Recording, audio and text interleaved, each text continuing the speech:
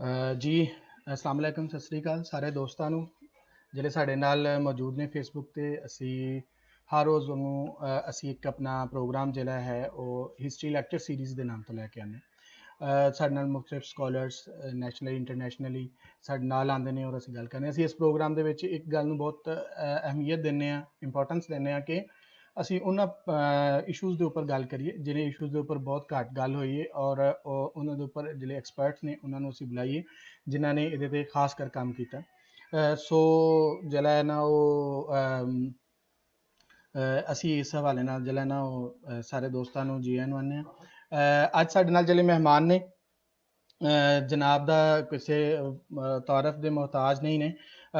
ਉਹਨਾਂ ਦੇ ਸਾਡੇ ਨਾਲ ਅੱਜ ਡਾਕਟਰ ਯਕੂਬ ਖਾਨ ਬੰਗਸ਼ ਨੇ ਜਿਹੜੇ ਡਾਇਰੈਕਟਰ ਨੇ centre for governance and policy ITU Lahore ਤੋਂ। ਉਹਨਾਂ ਨੇ ਜਨਾਬ ਨੇ PhD ਆਪਣੀ ਜਿਹੜੀ ਆਕਸਫੋਰਡ ਯੂਨੀਵਰਸਿਟੀ ਲੰਡਨ ਤੋਂ ਕੰਪਲੀਟ ਕੀਤੀ ਔਰ ਉਸ ਤੋਂ ਇਲਾਵਾ ਪੂਰੀ ਦੁਨੀਆ ਦੀ ਜਿਹੜੀ ਐਕੈਡਮੀਆ ਉਹਦੇ ਵਿੱਚ ਜਾਣੇ ਜਾਂਦੇ ਨੇ। ਹੁਣ ਤੱਕ ਉਹਨਾਂ ਦੀਆਂ 2 ਬਹੁਤ ਅੱਛੀ ਬੁੱਕਸ ਆ ਚੁੱਕੀਆਂ ਨੇ। ਇਹਨਾਂ ਦੇ ਵਿੱਚ princely affairs succession and integration of princely states in Pakistan Oxford University Press ਤੋਂ ਛਪ ਚੁੱਕੀ ਹੈ। ਇਸ ਤੋਂ ਇਲਾਵਾ ਉਹਨਾਂ ਦੇ ਬਹੁਤ ਸਾਰੇ ਰਿਸਰਚ ਪੇਪਰਸ ਨੇ ਜਿਹੜੇ ਤੁਸੀਂ ਇੰਟਰਨੈਟ ਤੋਂ ਗੂਗਲ ਦੇ ਥਰੂ ਉਹਨਾਂ ਨੂੰ ਪੜ੍ਹ ਸਕਦੇ ਹੋ, ਵੇਖ ਸਕਦੇ ਹੋ। ਤੇ ਅੱਜ ਸਾਡੇ ਨਾਲ ਡਾਕਟਰ ਸਾਹਿਬ ਜਿਹੜੇ ਨੇ ਉਹ post partition education policies and neglecting Punjabi language ਦੇ ਉੱਪਰ ਗੱਲ ਕਰਨਗੇ। ਸੋ ਅਸੀਂ ਜਿਹੜਾ ਉਹ ਹੁਣ ਜਿਹੜਾ ਮਾਈਕ ਹੈ ਅਸੀਂ ਡਾਕਟਰ ਸਾਹਿਬ ਨੂੰ ਵੱਲ ਕਰਨੇ ਤਾਂ ਕਿ ਉਹ ਆਪਣੀ ਗੱਲਬਾਤ ਕਰ ਸਕਣ। ਜੀ ਡਾਕਟਰ ਸਾਹਿਬ ਜੀ ਆਇਆਂ ਨੂੰ, ਵੈਲਕਮ ਸਰ ਸਾਡੇ ਇਸ ਲੈਕਚਰ ਸੀਰੀਜ਼ ਦੇ ਵਿੱਚ। ਸਰ ਓਵਰ ਟੂ ਯੂ, ਤੁਸੀਂ ਹੁਣ ਆਪਣੀ ਗੱਲਬਾਤ ਕਰੋ ਸਰ ਸਾਰੇ ਦੋਸਤਾਂ ਦੇ ਨਾਲ ਸਾਂਝੀ। ਐਟ ਦ ਐਂਡ ਤੁਸੀਂ ਲੋਕ ਜਿਹੜੇ ਵੇਖ ਰਹੇ ਹੋ ਉਹ ਕਮੈਂਟ ਦੇ ਵਿੱਚ ਆਪਣੇ ਕਮੈਂਟਸ ਦੇ ਵਿੱਚ ਆਪਣੇ ਸਵਾਲ ਆਪਣੀ ਗੱਲਬਾਤ ਕਰ ਸਕਦੇ ਹੋ। ਅਸੀਂ ਐਟ ਦ ਐਂਡ ਡਾਕਟਰ ਸਾਹਿਬ ਕੋਲ ਟਾਈਮ ਲੈ ਕੇ ਅਸੀਂ ਉਹਨਾਂ ਦੇ ਨਾਲ ਸ਼ੇਅਰ ਕਰਾਂਗੇ। ਜੀ ਓਵਰ ਟੂ ਯੂ ਸਰ। ਠੀਕ ਹੈ ਜੀ, ਥੈਂਕ ਯੂ ਵੈਰੀ ਮਚ ਤੋਹੀਦ। ਬੜਾ ਚੰਗਾ ਹੋਇਆ ਕਿ ਮੈਂ ਇਸ ਤਰ੍ਹਾਂ ਲੋਕਾਂ ਨਾਲ ਗੱਲਬਾਤ ਕਰ ਸਕਣਾ। ਉਹ ਅੱਜ ਕੱਲ੍ਹ ਤੇ ਕਰੋਨਾ ਦੀ ਵਜ੍ਹਾ ਤੋਂ ਅਸੀਂ ਸਾਰੇ ਆਨਲਾਈਨ ਹੋ ਗਏ, ਪਰ ਇਸ ਤੋਂ ਬੜੀ ਇੱਕ ਚੰਗੀ ਓਪਰਚੁਨਿਟੀ ਮਿਲੀ ਹੈ ਕਿ ਅਸੀਂ ਅਕ੍ਰੋਸ ਬਾਰਡਰਸ ਤੇ ਅਕ੍ਰੋਸ ਕੰਟੀਨੈਂਟਸ ਗੱਲਬਾਤ ਅਸੀਂ ਕਰ ਸਕਨੇ ਹਾਂ। ਤੇ ਮੈਂ ਜਦੋਂ ਤੋਹੀਦ ਨਾਲ ਡਿਸਕਸ ਕਰ ਰਿਹਾ ਸੀ ਕਿ ਮੈਂ ਕਿਸ ਸ਼ੈ ਤੇ ਗੱਲ ਕਰਾਂ ਤੇ ਮੈਂ ਆਪ ਹੀ ਇਹ ਸੁਜੈਸਟ ਕੀਤਾ ਕਿ ਜੀ ਮੈਂ ਐਜੂਕੇਸ਼ਨ ਪੋਲਿਸੀ ਤੇ ਜ਼ਰਾ ਥੋੜਾ ਜਿਹਾ ਡਿਸਕਸ਼ਨ ਕਰ ਲਾਂ। ਮੈਂ ਉਹਦਾ ਐਕਸਪਰਟ ਤੇ ਨਹੀਂ ਆ ਇਸ ਵਾਸਤੇ ਕਿ ਮੈਂ ਪਾਕਿਸਤਾਨ ਦੇ ਪਹਿਲੇ 10 ਇਅਰਸ ਤੇ ਮੋਸਟਲੀ ਕੰਮ ਕਰਨਾ, ਮਗਰ ਉਹਦੇ ਵਿੱਚ ਐਜੂਕੇਸ਼ਨ ਪੋਲਿਸੀ ਚ ਹੈ ਉਹ ਇੱਕ ਬਹੁਤ ਇੰਪੋਰਟੈਂਟ ਕੰਪੋਨੈਂਟ ਹੈਗਾ ਜਿਨ੍ਹਾਂ ਉਹ ਪਾਕਿਸਤਾਨ ਦੇ ਫਾਰਮੇਟਿਵ ਫੇਜ਼ ਜਿਸ ਟਾਈਮ ਪੀਰੀਅਡ ਨੂੰ ਕਹਿੰਦੇ ਨੇ ਉਹਦੇ ਵਿੱਚ। ਤੇ ਮੈਂ ਚਾਹਨਾ ਸੀ ਕਿ ਅਸੀਂ ਥੋੜਾ ਸਾ ਅੰਡਰਸਟੈਂਡ ਕਰੀਏ ਕਿ ਕਿਸ ਤਰ੍ਹਾਂ ਬੜੇ ਸਿੰਪਲ ਤਰੀਕੇ ਨਾਲ, ਮੈਂ ਇੱਥੇ ਕੋਈ ਥਿਓਰੈਟੀਕਲ ਕੰਪਲਿਕੇਸ਼ਨ ਵੀ ਨਹੀਂ ਪਾਣਾ ਚਾਹੁੰਦਾ, ਪਰ ਇੱਕ ਸਿੰਪਲ ਤਰੀਕੇ ਨਾਲ ਕਿ ਕਿਸ ਤਰ੍ਹਾਂ ਇਹ ਜੇ ਕਹਾਣੀ ਹੈ ਕਿ ਲੋਕੀ ਕਹਿੰਦੇ ਨੇ ਜੀ ਪੰਜਾਬ ਪਾਕਿਸਤਾਨ ਨੂੰ ਚਲਾ ਰਿਹਾ ਹੈ, ਪਰ ਅਗਰ ਪੰਜਾਬ ਪਾਕਿਸਤਾਨ ਨੂੰ ਚਲਾ ਰਿਹਾ ਤੇ ਨਾਲ ਪੰਜਾਬੀ ਕਿਉਂ ਨਹੀਂ ਚੱਲ ਰਹੀ, ਮਤਲਬ ਪੰਜਾਬੀ ਤੇ ਇੰਨਾ ਫੋਕਸ ਕਿਉਂ ਨਹੀਂ, ਇਹ ਕੀ ਵਜ੍ਹਾ ਹੈ, ਇਹ ਕੀ ਹਾਲਾਤ ਹੋਏ ਇਸ ਟਾਈਪ ਦੇ ਬੜੇ ਸਨ ਕਿ ਇਹ ਪੰਜਾਬੀ ਨੂੰ ਫਰੋਗ ਨਹੀਂ ਮਿਲਿਆ ਤੇ ਪੰਜਾਬੀ ਅੱਗੇ ਨਹੀਂ ਵੱਧ ਸਕੀ। ਤੇ ਇਹਦੇ ਤੇ ਮੈंने ਕਿਹਾ ਮੈਂ ਜ਼ਰਾ 10-12 ਮਿੰਟ ਗੱਲਬਾਤ ਕਰ ਲਾਂ ਤੇ ਇਹਦੇ ਤੇ ਕੋਈ ਡਿਸਕਸ਼ਨ ਕਰ ਲਾਂ। ਸਭ ਤੋਂ ਪਹਿਲੇ ਜਿੱਥੋਂ ਮੈਂ ਸ਼ੁਰੂ ਕਰਨਾ ਚਾਹੁੰਦਾ ਹਾਂ ਉਹ ਹੈ ਕਿ ਇਹਦਾ ਤਾਰੀਖੀ ਜ਼ਾਵੀਆ ਇਹ ਬੜਾ ਜ਼ਰੂਰੀ ਹੈ ਕਿ one needs to understand ਕਿ ਇਹ ਤਾਰੀਖ ਵਿੱਚ, ਇਤਿਹਾਸ ਵਿੱਚ ਇਹ ਕਹਾਣੀ ਕਿੱਥੋਂ ਸ਼ੁਰੂ ਹੋਈ, ਕਿ ਪੰਜਾਬੀ ਕਿੱਥੇ ਸੀ, ਕਿਸ ਤਰੀਕੇ ਨਾਲ ਉਹ ਐਜੂਕੇਸ਼ਨ ਵਿੱਚ ਡਿਵੈਲਪ ਹੋਈ ਤੇ ਕਿਸ ਤਰੀਕੇ ਨਾਲ ਅੱਗੇ ਪਿੱਛੇ ਗਈ। ਬਿਕੋਜ਼ ਇਸ ਵਾਸਤੇ ਕਿ ਇਹਦੇ ਬਾਰੇ ਵਿੱਚ ਵੀ ਬਹੁਤ ਜ਼ਿਆਦਾ ਵੱਖਰੀ ਲੋਕੀ ਗੱਲਾਂ ਕਰਦੇ ਨੇ ਤੇ ਲੋਕਾਂ ਨੂੰ ਪੱਕੀ ਗੱਲ ਦਾ ਵੀ ਨਹੀਂ ਪਤਾ। ਇਹਦੇ ਤੇ ਰਿਸਰਚ ਬੜੀ ਘੱਟ ਹੋਈ ਹੈ, ਇਹਦੇ ਤੇ ਫੋਕਸ ਬੜਾ ਘੱਟ ਕੀਤਾ ਤੇ ਬੜੇ ਲੋਕਾਂ ਨੇ ਸੈਂਟੀਮੈਂਟ ਬੇਸ ਜੇ ਹੈ ਨਾ ਇਹਦੇ 'ਚ ਕਾਫੀ ਕੁਝ ਐਕਸੈਪਟ ਕੀਤਾ। ਤੇ ਇਹ ਬੜਾ ਜ਼ਰੂਰੀ ਹੈ ਕਿ ਅਸੀਂ ਫੈਕਟਸ ਨੂੰ ਵੇਖੀਏ, ਅਸੀਂ ਹਿਸਟਰੀ ਨੂੰ ਵੇਖੀਏ ਤੇ ਇੱਕ ਪ੍ਰੋਪਰ ਪਰਸਪੈਕਟਿਵ ਜਿਹਨੂੰ ਕਹਿੰਦੇ ਨੇ ਉਹ ਅਸੀਂ ਡਿਵੈਲਪ ਕਰੀਏ ਕਿ ਕਿਸ ਤਰ੍ਹਾਂ ਪੰਜਾਬੀ ਦਾ ਹਿਸਟੋਰੀਕਲ ਡਿਵੈਲਪਮੈਂਟ ਹੋਈ ਹੈ। ਤੇ ਇਹਦੇ ਵਿੱਚ ਮੈਂ ਕੋਈ 2-3 ਪੁਆਇੰਟਸ ਬਿਆਨ ਕਰਾਂਗਾ। ਪਹਿਲੀ ਗੱਲ ਤੇ ਇਹ ਵੇ ਕਿ ਇਹ ਸਾਨੂੰ ਸਮਝਣਾ ਚਾਹੀਦਾ ਹੈ ਕਿ even at the height of Punjabi power in the Punjab, ਕਿ ਜਦੋਂ ਮਹਾਰਾਜਾ ਰਣਜੀਤ ਸਿੰਘ ਦੀ ਗਵਰਨਮੈਂਟ ਸੀ ਫਰੋਮ 1799 ਟਿਲ 1839, ਉਹਦੇ ਬਾਅਦ ਜੋ ਖਾਲਸਾ ਦਰਬਾਰ ਸੀ ਕੰਟੀਨਿਊ ਟਿਲ 1849, ਉਸ ਟਾਈਮ ਵਿੱਚ ਵੀ Punjabi was never an official language. ਇਹ ਸਾਨੂੰ ਸਮਝਣਾ ਬੜਾ ਜ਼ਰੂਰੀ ਹੈ। ਠੀਕ ਹੈ ਜੀ, Punjabi was never an official language. Punjabi was always a spoken language. ਅਸੀਂ ਇਸ ਗੱਲ ਤੇ ਆਵਾਂਗੇ ਕਿ ਇਹ official ਤੇ spoken ਵਿੱਚ ਫਰਕ ਕੀ ਹੈ ਤੇ ਇਹਦਾ ਅਸਲ ਵਿੱਚ ਕੀ ਮਤਲਬ ਹੈ, ਮਗਰ ਇਹ ਬੜਾ ਜ਼ਰੂਰੀ ਹੈ ਕਿ Punjabi never became official language.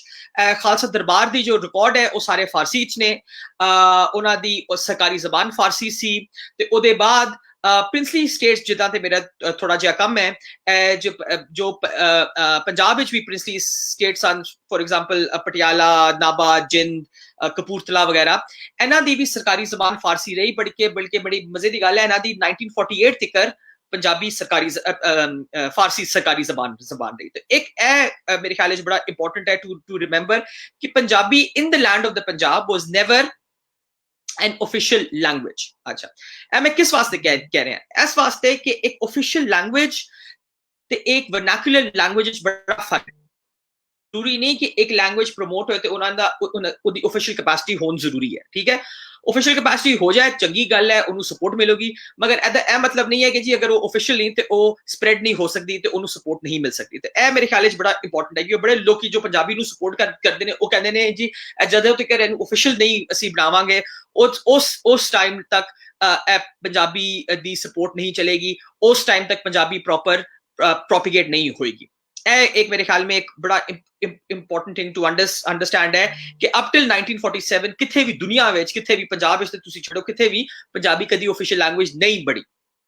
ਉਹਦੇ ਬਾਅਦ for example and we can come back to this if one wants to ask questions about this, ਉਹਦੇ ਬਾਅਦ Punjabi official language Indian Punjab ਵਿੱਚ ਬਣੀ, ਮਗਰ ਉਹਦੇ ਬਾਅਦ ਤੁਸੀਂ ਵੇਖੋ ਕਿ ਕਿੰਨੀ ਉਹਦੀ ਸੰਸਕ੍ਰਿਤਾਈਜੇਸ਼ਨ ਹੋਈ ਹੈ, ਉਹ ਜਿਸ ਤਰ੍ਹਾਂ ਹਿੰਦੀ ਦੀ ਸੰਸਕ੍ਰਿਤਾਈਜੇਸ਼ਨ ਹੋਈ ਹੈ ਪੰਜਾਬੀ ਦੀ ਵੀ ਸੰਸਕ੍ਰਿਤਾਈਜੇਸ਼ਨ ਹੋਈ ਹੈ, ਔਰ ਉਸ ਤਰੀਕੇ ਨਾਲ ਪੰਜਾਬੀ ਜੋ ਉਹਦੀ ओरिजिनल जो वैल्यू सी वो भी घट हुई है, तो वो ज्यादा संस्कृताइज्ड और हिंदीआइज होके ਉਹਦੀ ਇੱਕ ਵੱਖਰੀ ਜੀ ਸ਼ਕਲ ਬਣ ਗਈ ਹੈ। ਤੇ ਇਹ ਮੇਰੇ ਖਿਆਲ ਵਿੱਚ ਬੜਾ ਜ਼ਰੂਰੀ ਹੈ ਕਿ it does not need to be an official language for it to be a real language, for it to be supported, for it to be really you know something that actually progresses, ठीक है?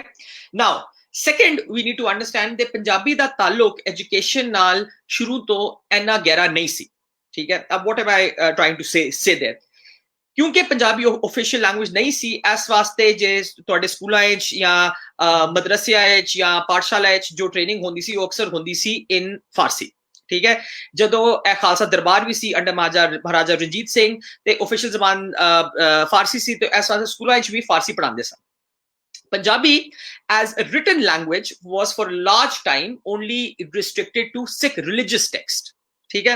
इस वास्ते अगर कोई सानू वेख रहा है from Indian side of Punjab, उन्हां नू पता होएगा कि उन्हां दे बड़े बुढ़ियां नू उर्दू भी आंदी सी ते उस तो वड्डियां नू फारसी भी आंदी सी। वो इस वास्ते कि पंजाबी सिर्फ बंदा लिखना पढ़ना वो सीखदा सी, गुरमुखी या on this side Gurmukhi to a large extent for religious purposes, ठीक है? So it did not have a very strong part, it did not have a very strong appearance in as a medium of instruction, ठीक है?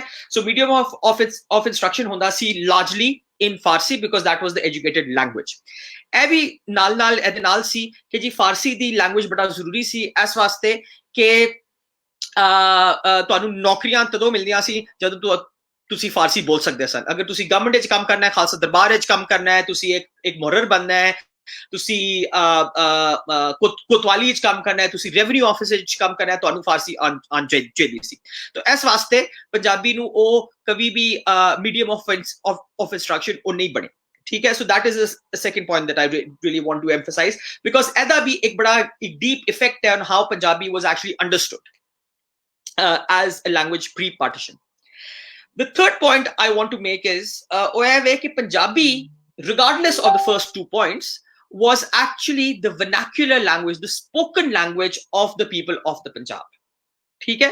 ਤੇ ਇਹ ਬੜਾ ਜ਼ਰੂਰੀ ਹੈ ਕਿ ਪਹਿਲੇ ਜ਼ਮਾਨੇ 'ਚ ਕੀ ਹੁੰਦਾ ਸੀ, specially during the time Punjab was its own empire ਜਾਂ ਬ੍ਰਿਟਿਸ਼ ਐਮਪਾਇਰ ਜਾਂ ਉਸ ਤੋਂ ਪਹਿਲੇ ਮੁਗਲ ਐਮਪਾਇਰ, ਕਿ ਇਟ ਡਸ ਨਾਟ ਮੈਟਰ ਕਿ ਤੁਹਾਡੀ ਆਫੀਸ਼ੀਅਲ ਲੈਂਗੁਏਜ ਕੀ ਹੈ। ਆਫੀਸ਼ੀਅਲ ਲੈਂਗੁਏਜ ਤੇ लोकल स्पोकन लैंग्वेज वक्री भी हो सकती है। ए मतलब नहीं है कि अगर ऑफिशियल फारसी है तो स्पोकन भी फारसी होगी। Farsi was an official language of the Indian subcontinent for nearly 1000 years, 700-800 ਤੇ ਪੱਕਾ, ਪਰ ਉਸ ਤੋਂ ਵੱਧ ਵੀ ਛੋਟੀ ਛੋਟੀ ਜਾਵਾਂ ਵਿੱਚ ਉਹ ਸਰਕਾਰੀ ਜ਼ਬਾਨ ਸੀ। ਇਹਦਾ ਇਹ ਮਤਲਬ ਨਹੀਂ ਸੀ ਕਿ ਹਰ ਬੰਦਾ ਫਾਰਸੀ ਬੋਲਦਾ ਸੀ। ਸਰਕਾਰੀ ਕੰਮ ਲਈ ਬੰਦਾ ਫਾਰਸੀ ਚ ਕੰਮ ਕਰਦਾ ਸੀ, ਮਗਰ ਲੋਕਲੀ ਨੋਰਮਲ ਜੋ ਲੋਕੀ ਗੱਲਬਾਤ ਕਰਦੇ ਸਨ ਉਹ ਆਪਣੀ ਵਰਨੈਕੂਲਰ ਏਜ ਕਰਦੇ ਸਨ। ਇਹ ਡਿਸਟਿੰਕਸ਼ਨ ਜੋ ਹੈ ਨਾ, ਇਹ ਬੜੀ ਜ਼ਰੂਰੀ ਹੈ ਟੂ ਅੰਡਰਸਟੈਂਡ ਕਿ vernacular language, spoken language on the street, in personal communication, in the house, in sort of normal interaction with other people, ਉਹ ਵੱਖਰੀ ਹੋ ਸਕਦੀ ਹੈ ਤੇ ਸਰਕਾਰੀ ਜ਼ਬਾਨ ਵੱਖਰੀ ਹੋ ਸਕਦੀ ਹੈ। ਹੁਣ ਸਾਡਾ ਖਿਆਲ ਹੈ in this very modernized kind of a world ਕਿ it has to be the same thing. It doesn't really need to be the same thing. ਇਹ ਬੜਾ ਮਾਡਰਨ ਕਿਸਮ ਦਾ ਹੈ 19th ਤੇ 20th century ਵਾਲਾ conception ਹੈ। It needs to be that kind of an idea.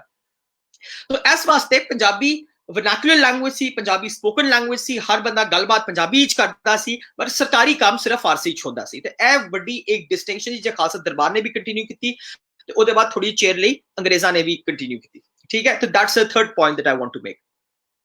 The fourth point that I want to make is that we need to understand how the British created education policy, क्योंकि ओदा जो continuation है ना हुन इत्थे हुन आ रहा है, जो continuation towards Pakistan, वो बड़ा जरूरी है। जदों अंग्रेज आए, ए बड़ा एक नॉर्मल बड़े यार मित्रां नूं पता होएगा कि जदों अंग्रेज आए, अंग्रेज इत्थे की जबान लेके आए, इत्थे उर्दू लेके आए। इस वास्ते एक प्रैक्टिकल भी गल सी, एक पोलिटिकल भी गल सी। प्रैक्टिकल गल की सी कि जी जदों अंग्रेज़ां ने इत्थे ऑक्यूपेशन की 1849 ਵਿੱਚ, तो उन्हां दे सारे जो लोअर सिविल सर्वेंट सन ਉਹ नॉर्थ वैस्टर्न प्रोविंसेस तो आए सन, जो कि हुण ਉਹਦੇ ਬਾਅਦ ਉਹਨੂੰ ਅਸੀਂ यूपी ਕਹਿੰਦੇ ਆ। ਪਹਿਲੇ यूनाइटेड प्रोविंसेस ਤੇ ਫਿਰ उत्तर प्रदेश ਹੁਣ ਉੱਥੇ ਦੀ ਜ਼ਬਾਨ ਉਰਦੂ ਸੀ।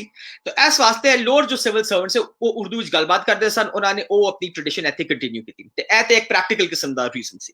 ਦੂਜਾ ਇੱਕ ਰੀਜ਼ਨ ਹੋਇਆ ਸੀ ਪੋਲੀਟੀਕਲ, ਕਿ ਜਦੋਂ ਇੱਕ ਨया ਕੰਕਰਰ ਆਂਦਾ ਹੈ, ਉਹ ਚਾਹੁੰਦਾ ਹੈ ਕਿ ਉਹਦਾ ਵੀ ਇੱਕ ਮਾਰਕ ਬਣੇ, ਉਹਦੀ ਵੀ ਇੱਕ ਆਇਡੈਂਟੀ ਇੱਥੇ ਸੈੱਟ ਹੋਏ, ਉਹਦਾ ਵੀ ਇੱਕ ਇੰਪੋਰਟੈਂਟ ਚੇਂਜ ਉਹ ਲੈ ਕੇ ਆਏ ਲੋਕਲ ਲੈਂਡਸਕੇਪ ਵਿੱਚ। ਇਸ ਵਾਸਤੇ ਜਦੋਂ ਅੰਗਰੇਜ਼ ਪੰਜਾਬ ਦੇ ਇਲਾਕੇ 'ਚ ਆਏ ਤਾਂ ਉਹਨਾਂ ਨੇ ਕਿਹਾ ਕਿ ਜੀ ਇੱਥੇ ਅਸੀਂ ਇੱਕ ਨਵੀਂ ਜ਼ਬਾਨ ਨੂੰ ਪ੍ਰਮੋਟ ਕਰਾਂਗੇ, ਉਹ ਸੀ ਉਰਦੂ। ਇਸ ਵਾਸਤੇ ਉਹਨਾਂ ਨੇ ਕੀ ਕੋਸ਼ਿਸ਼ ਕੀਤੀ, ਉਹਨਾਂ ਨੇ ਕਿਹਾ ਕਿ ਜੀ ਇਹ ਆਫੀਸ਼ੀਅਲ ਲੈਂਗੁਏਜ ਇੱਥੇ ਫਾਰਸੀ ਹੈ। ਫਾਰਸੀ ਚੁੱਕੇ ਮੁਗਲਾਂ ਨਾਲ ਕਨੈਕਟਡ ਸੀ, ਫਾਰਸੀ ਚੁੱਕੇ ਖਾਲਸਾ ਦਰਬਾਰ ਨਾਲ ਕਨੈਕਟਡ ਸੀ। ਉਹਨਾਂ ਨੇ ਕਿਹਾ ਜੀ ਫਾਰਸੀ ਦਾ ਪਤਾ ਅਸੀਂ ਕੱਟੀਏ ਤੇ ਉਹਨੂੰ ਰਿਪਲੇਸ ਕਰੀਏ ਉਰਦੂ ਨਾਲ। ਤੇ ਤੁਸੀਂ ਅਗਰ ਪੰਜਾਬ ਐਜੂਕੇਸ਼ਨ ਰਿਪੋਰਟਸ ਵੇਖੋ ਜੋ ਕਿ 1858 ਤੋਂ ਕੰਟੀਨਿਊਸਲੀ ਹਰ ਸਾਲ ਆ ਰਹੀਆਂ ਨੇ, ਤੇ ਤੁਸੀਂ ਉਹਦੇ ਵਿੱਚ ਵੇਖੋਗੇ ਕਿ ਹਰ ਸਾਲ ਫਾਰਸੀ ਦੇ ਕਲਾਸ ਵਿੱਚ ਬੰਦੇ ਘੱਟ ਹੋ ਰਹੇ ਨੇ ਤੇ ਉਰਦੂ ਦੀ ਕਲਾਸ ਵਿੱਚ ਬੰਦੇ ਵੱਧ ਰਹੇ ਨੇ। ਤੀਜਾ ਇਹ ਗੱਲ ਕਿ ਗਵਰਨਮੈਂਟ 1860s onwards ਉਰਦੂ ਦੀ ਟ੍ਰੇਨਿੰਗ ਨੂੰ ਵੀ ਪ੍ਰਮੋਟ ਕਰ ਰਹੀ ਸੀ। ਠੀਕ ਹੈ, ਉਹ ਕਹਿੰਦੀ ਸੀ ਕਿ ਜੀ ਤੁਸੀਂ ਉਰਦੂ ਪੜ੍ਹੋ, ਤੁਸੀਂ ਉਰਦੂ ਮੀਡੀਅਮ ਸਕੂਲਾਂ ਦੇ ਵਿੱਚ ਜਾਓ, ਤੁਸੀਂ ਉਰਦੂ ਐਜ਼ ਅ ਸਬਜੈਕਟ ਲਿਓ, ਤੇ ਅਗਰ ਤੁਸੀਂ ਲਓਗੇ ਤੇ ਗਵਰਨਮੈਂਟ ਤੁਹਾਨੂੰ ਵਜ਼ੀਫੇ ਦੇਵੇਗੀ, ਗਵਰਨਮੈਂਟ ਤੁਹਾਨੂੰ ਸਕਾਲਰਸ਼ਿਪਸ ਦੇਵੇਗੀ। ਤੇ ਇਹ ਇੱਕ ਬੜਾ ਇੰਪੋਰਟੈਂਟ ਐਲੀਮੈਂਟ ਆ ਗਿਆ ਜਿਹਦੇ ਵਿੱਚ ਉਰਦੂ ਨੂੰ ਪ੍ਰਮੋਸ਼ਨ ਕਾਫੀ ਮਿਲ ਗਈ। फिर चूंकि civil servants lower civil servants UP तो सिंध, इस वास्ते उन्होंने प्रमोट करना शुरू कर दिया जी उर्दू का इस्तेमाल एट द लोअर लेवल्स। जो लोअर लेवल जो ब्यूरोक्रेसी सी, पटवारी ते कानून गो ते कोतवाली उन्होंने उर्दू इस्तेमाल करनी शुरू कर दिया थे। वो इस वास्ते भी कि उदा फारसी नाल थोड़ा बहुत कनेक्शन भी सी, पर इस वास्ते भी कि अंग्रेज अपना मार्क बनाए कि असी अपनी एक जबान इत्थे इस्तेमाल कर रहे हैं। ठीक है, अच्छा अब उर्दू दे आने दा इफेक्ट की होया? उर्दू ਦੇ ਆਉਣ ਦਾ ਇਫੈਕਟ ਇਹ ਹੋਇਆ ਕਿ ਉਰਦੂ ਨੂੰ ਇੰਨੀ ਵੱਡੀ ਪ੍ਰਮੋਸ਼ਨ ਮਿਲੀ ਅੰਗਰੇਜ਼ ਜ਼ਮਾਨੇ 'ਚ as the language of the empire. ਤੁਸੀਂ ਇਹ ਬੜਾ ਜ਼ਰੂਰੀ ਹੈ ਯਾਦ ਕਰਨਾ ਕਿ ਉਰਦੂ ਔਰ ਅੰਗਰੇਜ਼ੀ ਪੰਜਾਬ ਵਿੱਚ ਨਾਲ ਹੀ ਆਏ ਸਨ।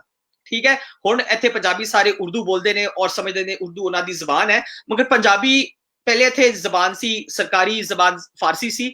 ਉਰਦੂ ਤੇ ਅੰਗਰੇਜ਼ੀ ਤੇ ਦੋਨਾਂ ਅੰਗਰੇਜ਼ਾਂ ਇੱਥੇ ਲੈ ਕੇ ਆਏ ਨੇ। ਤੇ ਪਰ ਅੰਗਰੇਜ਼ਾਂ ਨੇ ਇੰਨੀ ਉਰਦੂ ਨੂੰ ਪ੍ਰਮੋਟ ਕੀਤਾ, ਇੰਨਾ ਉਰਦੂ ਨੂੰ ਪ੍ਰਮੋਟ ਕੀਤਾ, ਉਹਦੇ ਲਈ ਸਕਾਲਰਸ਼ਿਪਸ ਦਿੱਤੀਆਂ, ਉਹਦੇ ਲਈ ਐਵਨਿਊਜ਼ ਓਪਨ ਕੀਤੇ ਕਿ ਉਰਦੂ ਕਾਫੀ ਜ਼ਿਆਦਾ ਇੱਥੇ ਪ੍ਰਮੋਟ ਹੋਣਾ ਸ਼ੁਰੂ ਹੋ ਗਈ ਔਰ ਉਰਦੂ ਨੂੰ ਕਾਫੀ ਜ਼ਿਆਦਾ ਬੰਦੇ ਇੱਥੇ ਅਡਾਪਟ ਕਰਨਾ ਸ਼ੁਰੂ ਹੋ ਗਏ।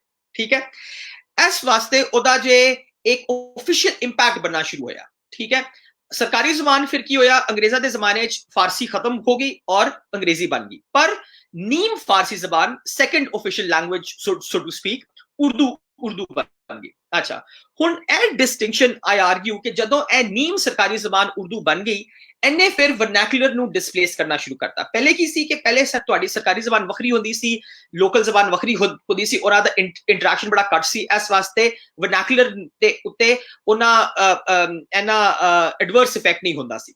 हुण की होया कि तुहाडी सरकारी जबान अंग्रेजी बन गई, नीम सरकारी जबान उर्दू बन गई ते तीजे नंबर ते हुण पंजाबी आ गई। इस वजह तो पंजाबी दी ट्रेनिंग, पंजाबी ते काम, पंजाबी ते रिसर्च, पंजाबी पढ़ना, यह सब कुछ घट होता गया। तुसी अगर अंग्रेज टाइम दा वेखो फ्रॉम 1849 टू 1947 ते पंजाबी ते काम बड़ा घट होना शुरू हो जाता है। इस वजह तो कि उहदे विच एक जबान हुण आ जाती है उर्दू, वो सारी स्पेस जो पंजाबी नूं पहले प्रोवाइड हुई सी उहनूं ओवरटेक करना शुरू कर देंदी है। ठीक है, तो यह एक बड़ा जरूरी किस्म का एक एडेड एक इशू बन जाता है in terms of imperial policy. ठीक है, अच्छा, यह होगी चौथी गल। पंजवीं गल जो मैं गल करना चाहता वा वो है वे कि इस तो अगे की होंदा है कि जदों इंडियन नेशनलिज्म शुरुआत यदि होती है तो सब तो पहले जो सब तो डेंजरस ते सैड गल हो जाती है, एटलीस्ट फ्रॉम आवर पर्सपेक्टिव, वो है वे कि language begins to get a religion.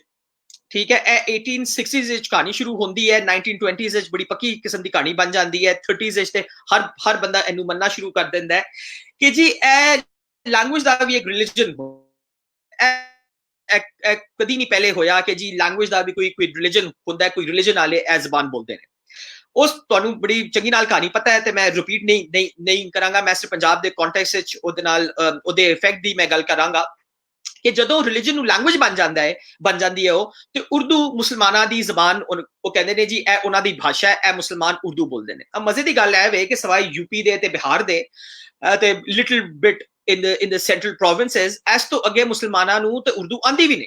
ठीक है, पर चूंकि ओदी कनेक्शन बन जाती है as a religious language, as a language of Indian Muslims, ओनू फिर मुसलमान समझते हैं जी उन्हां दा रिस्पॉन्सिबिलिटी है कि उन्होंने प्रमोट करिए, वो हर पासे मुसलमान उर्दू च गलबात करन ताकि eventually what happens of course in 1940 कि वो क्लेम कर सकन कि जी वो एक कम्युनिटी है, वो एक नेशन है जिन्हां दा रिलीजन भी एक है ते जिन्हां दी लैंग्वेज भी एक है। Of course that does not become a reality, but that becomes a very important point. अब पंजाब विच की हुंदा है, Punjab is in a very peculiar kind of a situation।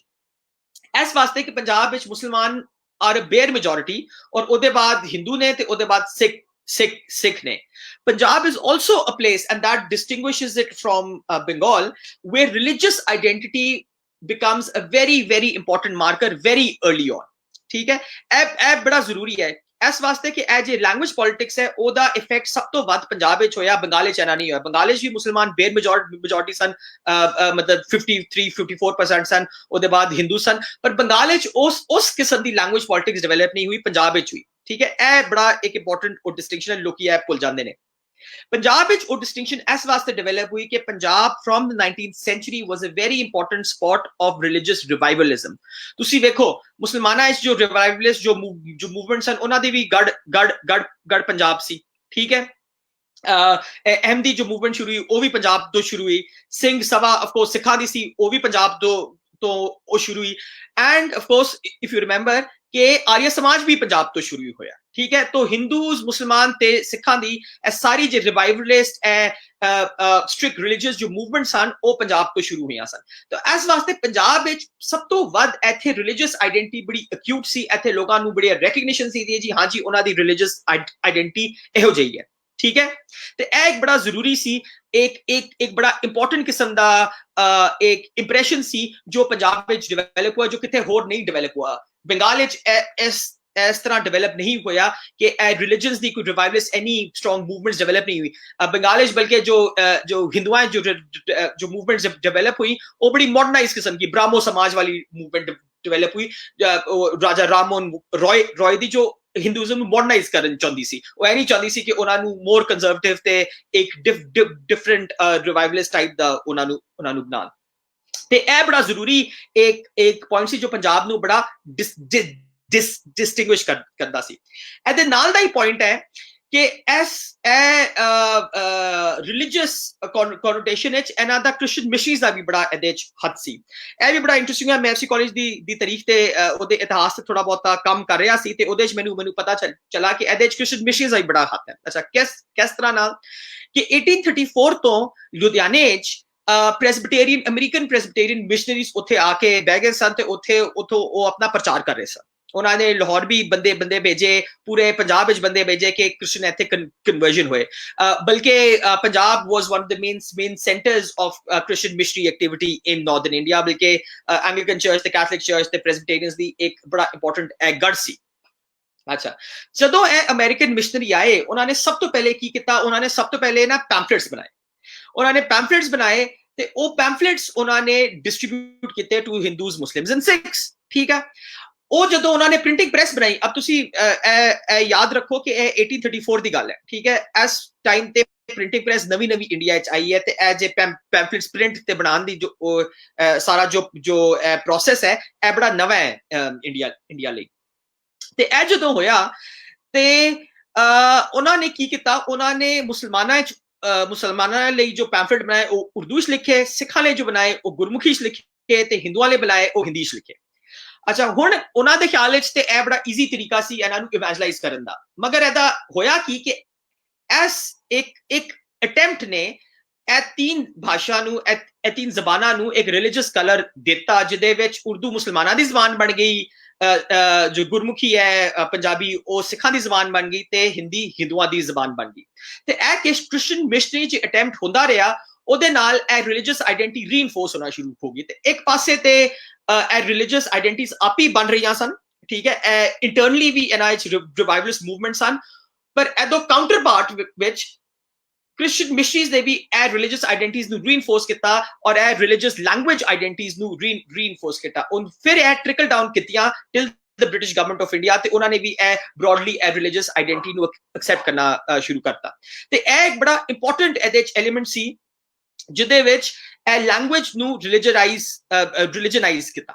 ਠੀਕ ਹੈ, ਹੁਣ ਇਹ ਬੜਾ ਜ਼ਰੂਰੀ ਸੀ ਇਸ ਵਾਸਤੇ, which leads to my sixth point, which leads me to partition point, ਕਿ ਇਸ ਵਾਸਤੇ ਜੇ ਇੱਥੇ ਮੁਸਲਮਾਨ ਸਨ ਉਹਨਾਂ ਨੇ ਆਪਣੀ identity rather then vernacular Punjabi ਜੋ ਉਹਨਾਂ ਦੀ ਆਇਡੈਂਟੀਟੀ ਦਾ ਹਿੱਸਾ ਸੀ, ਫਾਰਸੀ ਆਫੀਸ਼ੀਅਲ ਹਿੱਸਾ ਸੀ, ਉਹਦੇ ਬਾਅਦ ਵਰਨੈਕੂਲਰ ਪੰਜਾਬੀ ਉਹਨਾਂ ਦਾ ਹਿੱਸਾ ਸੀ, ਉਹਨਾਂ ਨੇ ਵਰਨੈਕੂਲਰ ਪੰਜਾਬੀ ਨੂੰ ਛੱਡ ਕੇ ਕਿ ਇਸ ਵਾਸਤੇ ਕਿ ਇਹ ਸਿੱਖਾਂ ਦੀ ਜ਼ਬਾਨ ਹੈ, ਉਹਨਾਂ ਨੇ ਕਹਾ ਨਹੀਂ ਜੀ ਅਸੀਂ ਮੁਸਲਮਾਨ ਆ, ਇਸ ਵਾਸਤੇ ਸਾਡੀ ਜ਼ੁਬਾਨ ਉਰਦੂ ਹੈ। ਤੇ ਇਸ ਵਾਸਤੇ ਉਹਨਾਂ ਨੇ ਉਰਦੂ ਨੂੰ ਪਿਕਅਪ ਕਰਨਾ ਸ਼ੁਰੂ ਕਰਤਾ। ਤੇ ਬਾਈ ਦ 1930s ਔਰ 1940s ਤੁਸੀਂ ਵੇਖੋਗੇ ਕਿ ਪੰਜਾਬ ਵਿੱਚ ਉਰਦੂ ਬੋਲਣ ਦੀ ਜੋ ਪਰਸੈਂਟੇਜ ਜੋ ਲੋਕੀ ਉਰਦੂ ਚ ਗੱਲਬਾਤ ਕਰਦੇ ਸੀ ਉਹ ਬੜੀ ਤੇਜ਼ੀ ਨਾਲ ਵੱਧ ਗਏ। ਬਲਕਿ ਤੁਸੀਂ ਵੇਖੋਗੇ by the turn of the 20th century 1900s ਦੇ ਟਾਈਮ ਵਿੱਚ ਵੀ ਜਦੋਂ ਇਹ ਰਿਵਾਈਵਲਿਸਟ ਮੂਵਮੈਂਟ ਸ਼ੁਰੂ ਹੋ ਰਹੀਆਂ ਸਨ, ਸਭ ਤੋਂ ਜ਼ਿਆਦਾ ਉਰਦੂ ਦੇ ਨਿਊਜ਼ਪੇਪਰ ਲਖਨਊ ਵਿੱਚ ਘੱਟ ਸਨ, ਲਾਹੌਰ ਵਿੱਚ ਜ਼ਿਆਦਾ ਸਨ। ਇਸ ਵਾਸਤੇ ਕਿ ਉਹਨਾਂ ਨੇ ਆਇਡੈਂਟੀ ਦੀ ਗੱਲ ਬਣਾਤੀ ਕਿ ਜੀ ਇਹ ਮੁਸਲਮਾਨਾਂ ਦੀ ਆਇਡੈਂਟੀ ਚ ਹੈ, ਇਹ ਉਰਦੂ ਨਾਲ ਕਨੈਕਟਡ ਹੈ ਤੇ ਅਗਰ ਤੁਸੀਂ ਪੰਜਾਬੀ ਮੁਸਲਮਾਨ ਹੋ ਤੇ ਤੁਸੀਂ ਉਰਦੂ ਬੋਲੋਗੇ, ਤੁਸੀਂ ਪੰਜਾਬੀ ਨਹੀਂ ਬੋਲੋਗੇ। ਇਸ ਵਾਸਤੇ ਉਹ ਆਇਡੈਂਟੀ ਨਾਲ ਬੜਾ ਟਾਈ ਅਪ ਹੋ ਗਿਆ। ਚੂੰਕਿ ਇੱਥੇ ਬੜਾ ਇੱਕ ਰਿਲੀਜੀਅਸਲੀ ਡਿਵਾਈਡਡ ਪੋਲੀਟੀਕਲ ਸੀਨ ਇੱਥੇ ਬਣ ਗਿਆ, ਇਸ ਵਾਸਤੇ ਉਹ ਆਇਡੈਂਟੀਟੀ ਇੱਕ ਮੇਜਰ ਮਾਰਕਰ ਬਣ ਗਈ ਕਿ ਤੁਸੀਂ ਇਹ ਸ਼ੋ ਕਰਨਾ ਹੈ ਕਿ ਅਗਰ ਤੁਸੀਂ ਮੁਸਲਮਾਨ ਹੋ ਤਾਂ ਤੁਸੀਂ ਉਰਦੂ ਬੋਲਦੇ ਹੋ। ਠੀਕ ਹੈ, ਤੇ ਇਸ ਵਾਸਤੇ ਪੰਜਾਬੀ ਦੀ ਵਰਨੈਕੂਲਰ ਜੋ ਐਬਿਲਿਟੀ ਸੀ, ਵਰਨੈਕੂਲਰ ਸਪੇਸ ਸੀ, ਉਹ ਕੱਟ ਹੁੰਦੀ ਗਈ। So that by the time of 1947 ਜ਼ਿਆਦਾਤਰ ਲੋਕਾਂ ਦਾ ਖਿਆਲ ਸੀ ਕਿ ਇਹ ਪੰਜਾਬੀ ਪੰਜਾਬ ਦੀ ਜ਼ਬਾਨ ਨਹੀਂ, ਇਹ ਸਿੱਖਾਂ ਦੀ ਜ਼ਬਾਨ ਹੈ। ਠੀਕ ਹੈ, ਹੁਣ ਅਸੀਂ ਆਨੇ ਆ, ਐਂਡ ਆਈ ਨੋ ਕਿ ਮੈਂ ਬਹੁਤ ਜ਼ਿਆਦਾ ਇੱਥੇ ਗੱਲਬਾਤ ਕਰ ਗਿਆ ਤਾਂ but I try to sort of shorten it a bit. ਤੇ ਹੁਣ ਅਸੀਂ let's come to partition and just quickly sort of talk about what happens afterwards, because I want to talk more about post-partition, but ਇਹ background ਬੜਾ ਜ਼ਰੂਰੀ ਸੀ।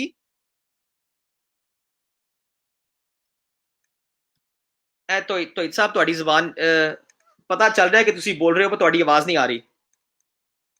ਕਹਿ ਕੇ sir ਥੋੜੀ ਦੇਰ ਤੁਸੀਂ ਥੋੜਾ ਡਿਟੇਲ ਵਿੱਚ ਦੱਸ ਲਓ, ਬਹੁਤ ਸਾਰੇ ਲੋਕ ਆ ਰਹੇ ਨੇ ਤੇ ਫਿਰ ਇੱਕ ਬਿਹਤਰ ਗੁਫ਼ਤਗੂ ਹੋ ਜਾਏ, ਸੋ ਪਲੀਜ਼। ਅੱਛਾ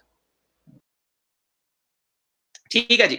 ਅੱਛਾ, ਸੋ ਪੋਸਟ ਪਾਰਟੀਸ਼ਨ ਜੋ ਮੈਂ ਕਰਨਾ ਚਾਹਨਾ ਗੱਲ ਉਹਦੇ ਚ ਹੈ ਕਿ ਇਹ ਜੇ ਪ੍ਰੀਵੀਅਸ ਜੋ ਮੈਂ ਗੱਲਬਾਤ ਕਰ ਰਿਹਾ ਸੀ ਕਿਸ ਤਰ੍ਹਾਂ ਸੇ ਇਹ ਇੱਕ ਰਿਲੀਜੀਅਸ ਆਇਡੈਂਟੀ ਮਿਲੀ ਇੱਕ ਜ਼ਬਾਨ ਨੂੰ ਤੇ ਪੰਜਾਬੀ ਨੂੰ ਜ਼ਰਾ ਪਿੱਛੇ ਕੀਤਾ ਗਿਆ, ਉਹਦਾ ਇੱਕ ਬੜਾ ਇੰਪੋਰਟੈਂਟ ਇੰਪੈਕਟ ਸੀ ਜਦੋਂ ਪਾਕਿਸਤਾਨ ਬਣਿਆ। ਹੁਣ ਜਦੋਂ ਪਾਕਿਸਤਾਨ ਬਣ ਗਿਆ ਤੇ ਕੁਐਸਚਨ ਆਇਆ ਕਿ ਜੀ ਇਹ ਜੇ ਮੁਸਲਮਾਨ ਨੇਸ਼ਨ ਹੈ ਉਹਦੀ ਜ਼ਬਾਨ ਕੀ ਹੈ, ਉਹਦੀ ਭਾਸ਼ਾ ਕੀ ਹੈ। ਤੇ ਉਹ ਇੱਕ ਬੜਾ ਜ਼ਰੂਰੀ ਕਿਸਮ ਦਾ ਕੁਐਸਚਨ ਬਣਿਆ ਇੱਥੇ कि जी इनू कौन सुनेगा, एदा की अंडरस्टैंडिंग है। एंड ਇਹਦੇ ਚ वैसे बड़े सवाल भी आ रहे हैं कुछ बंदियां ने, ਉਹ भी मैं नाल वेखदा जा रहे हैं। पर एक बड़ा जरूरी सवाल आया, क्योंकि अगर तुसी एक मुस्लिम नेशन ਲਈ एक मुल्क बनाया है, जो पंजाब जो पाकिस्तान ਦਾ आर्गूमेंट ਸੀ कि जी for the Muslim nation of India they are going to create a new country, ਤੇ ਇੱਥੇ ਫਿਰ ਇੱਕ ਸਵਾਲ ਆਇਆ कि जी ਉਹ मुस्लिम नेशन ਜ਼ਬਾਨ ਕੀ ਬੋਲਦੀ, ठीक है। और ਉਹਦੇ ਚੁੱਕੀ ਉਹਨਾਂ ਨੇ ਪਹਿਲੇ ਰੈਟਰਿਕ ਕੀਤੀ ਹੋਈ ਸੀ ਉਰਦੂ ਦੀ, ਤਾਂ ਉਹਨਾਂ ਨੇ ਉਰਦੂ ਨੂੰ ਪ੍ਰਮੋਟ ਕਰਨ ਦੀ ਕੋਸ਼ਿਸ਼ ਕੀਤੀ। अब पंजाब ਵਿੱਚ ਬੜਾ ਆਸਾਨ ਸੀ, ਪੰਜਾਬ ਵਿੱਚ ਤਾਂ ਬੜੀ ਚਿਰ ਤੋਂ ਉਰਦੂ ਪ੍ਰਮੋਟ ਹੋ ਰਹੀ ਸੀ, पर बंगाल ऐसा बड़ा इशू आया। बंगालिया ने कहा जी साड़ी ते जबान बंगाली है, ते इस वास्ते असी ते बंगाली नू नहीं इत्थे छड्डांगे, ते असी मुसलमान हाँ पर फिर भी असी बंगाली बोलांगे। ते ऐदा एक बड़ा इंटरेस्टिंग इंसिडेंट होया इन फरवरी 1948, और इस वेले कायदे आज़म मोहम्मद अली जिन्ना जिंदा सन और वो प्रेसिडेंट सन कंस्टिट्यूएंट असेंबली से। पर कंस्टिट्यूएंट असेंबली एक बड़ा इंपॉर्टेंट इंसिडेंट होया जो बड़ा जरूरी है अंडरस्टैंड करना, बिकॉज इस तरह तुहानू मतलब सानू आएगी समझ कि लैंग्वेज कितना बड़ा आइडेंटिटी इशू बन गया, कितना अपना रिलीजियस इशू बन गया। फरवरी 1948 की होया कि पहला session constituent assembly of Pakistan दा होया पार्टीशन दे बाद। ਇਹ भी एक बड़े मजे की गल है कि पाकिस्तान कंस्टिट्यूएंट असेंबली का पहला सैशन पार्टीशन तो पहले खत्म हो गया सी, 11 तो 14 अगस्त, 15 अगस्त के बाद सैशन कोई नहीं होया। उसके बाद जो फरवरी 1948 पंजाब पाकिस्तान कंस्टिट्यूएंट असेंबली दा सैशन होया, तो उन्होंने कहा जी इत्थे सरकारी जबान असी की इस्तेमाल करांगे।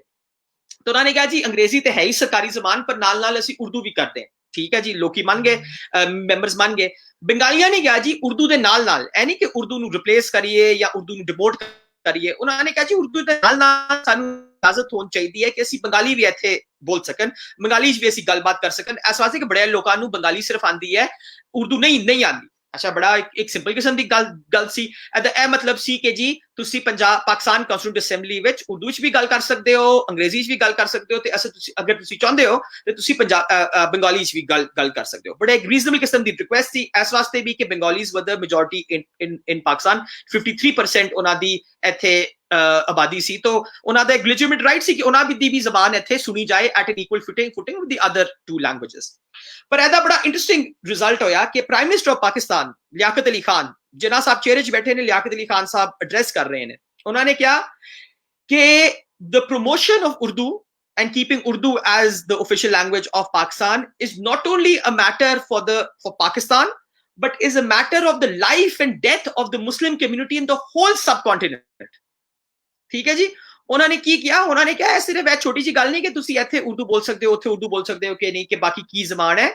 अगर तुसी उर्दू दे प्रीएमिनेंट स्टेटस नू चैलेंज करोगे तो तुसी Muslim community not just in Pakistan बल्कि पूरे सबकॉन्टिनेंट इंडिया पाकिस्तान मिला के वो सारे सबकॉन्टिनेंट तुसी मुस्लिम कम्युनिटी नू चैलेंज करदे हो, ओनू तुसी डिमोट करदे हो, ओदे सर्वाइवल नू तुसी क्वेश्चनेबल बना देंदे हो। तो उन्हें सिर्फ लैंग्वेज दा इशू नहीं रखिया, उन्हें इस तो सवाल नू वधाता और क्या कि जी ए ते लाइफ एंड डेथ दा सवाल है। अगर तुसी उर्दू दे नाल किसी होर लैंग्वेज नू प्रमोट करोगे, ओ ते मतलब लाइफ एंड डेथ दा सवाल हो जाएगा, ए मुस्लिम कम्युनिटी मर जाएगी। अच्छा, हुन again connecting it to the previous points that I was making, why is this very significant? It is very significant because पहले की होंदा सी सरकारी ज़बान वखरी होंदी सी, वर्नाक्युलर ज़बान वखरी होंदी सी, उन्हां विच कॉन्फ्लिक्ट नहीं आंदा सी। जदों फारसी सरकारी ज़बान सी, पंजाब विच कोई ऐ नहीं समझदा सी कि जी आम सड़क विच लोकी फारसी बोलना शुरू कर देंगे अते पंजाबी मर जाएगी। पर हुण की होया कि उन्हां ने कहा कि जी except for Urdu, promotion of any language or existence perhaps even to an extent of any language is a matter of the life and death of the Muslim community। तो उन्होंने क्या कि जी उर्दू दे नाल नाल दी गल नहीं है कि उर्दू दे नाल कोई होर भी जबान आ जाए तो चलो कोई गल नहीं। उन्होंने क्या जी कोई भी जबान है एदे नाल आई, एदे करीब भी आई तो वो मुस्लिम एग्जिस्टेंस नू not just in Pakistan but south Asia challenge कर देगी। तो एने जे पैराडाइम एक बड़ा एक मेजर पैराडाइम ऐसे शिफ्ट करता in which Urdu became not just the preeminent, पहले किसी के preeminent position है जी उर्दू भी अंग्रेजी दे नाल सरकारी ज़बान है, उन्होंने कहा जी उर्दू दे अलावा कोई और ज़बान हो नहीं सकती, तुसी ओ ज़बान ओदे नेड़े भी कोई नहीं आ सकती। और इस वास्ते सवाए Urdu the interaction the Muslim community can not interact in any language. तो पाकिस्तान ने बंदे ही एक पैराडाइम शिफ्ट किया कि वो जो डिस्टिंक्शन सी between the vernacular language and the official language वो खत्म करती। उन्होंने कहा जी ये ऑफिशियल लैंग्वेज भी आई बढ़नी है eventually when English will be will be replaced और ਉਹਦੇ ਨਾਲ ਇਹ vernacular language ਬਣਨਾ ਬੜਾ ਜ਼ਰੂਰੀ ਹੈ ਅਸੀਂ ਇਹ ਨਹੀਂ ਸਿਰਫ ਚਾਹੁੰਦੇ ਕਿ ਇਹ official language ਬਣੀ ਅਸੀਂ ਇਹ ਵੀ ਚਾਹੁੰਦੇ ਨੇ ਕਿ ਇਹ vernacular ਵੀ ਬਣੇ ਤੇ ਇਹਦੇ ਨਾਲ ਇਹਦੇ ਨੇੜੇ ਵੀ ਕੋਈ ਨਾ ਇਹਦੇ ਨਾਲ ਵੀ ਕੋਈ compete ਨਾ ਕਰ ਸਕੇ ਹੁਣ ਬੰਗਾਲ ਵਿੱਚ of course as you know ਉਹਦੇ ਖਿਲਾਫ ਬੜਾ ਰਿਐਕਸ਼ਨ ਹੋਇਆ ਉਹਨਾਂ ਦਾ ਭਾਸ਼ਾ ਅੰਦੋਲਨ ਸ਼ੁਰੂ ਹੋਇਆ ਉਹਦੇ ਬਾਅਦ ਇੱਕ ਪੂਰੀ ਮੂਵਮੈਂਟ ਸ਼ੁਰੂ ਹੋਈ ਬੰਦੇ ਵੀ ਮਰ ਗਏ ਔਰ ਇਸ ਤੋਂ ਅੱਗੇ ਉਹਨਾਂ ਦੇ ਮੂਵਮੈਂਟ ਸ਼ੁਰੂ ਹੋਈ which eventually led to the independence of Bangladesh. Now, what was its effect on Punjab? And that is a very important thing. Matlab, as well, I want to refer you to the book by Hanif Rame. Oh, Punjab the chief minister bhi rahe ho san.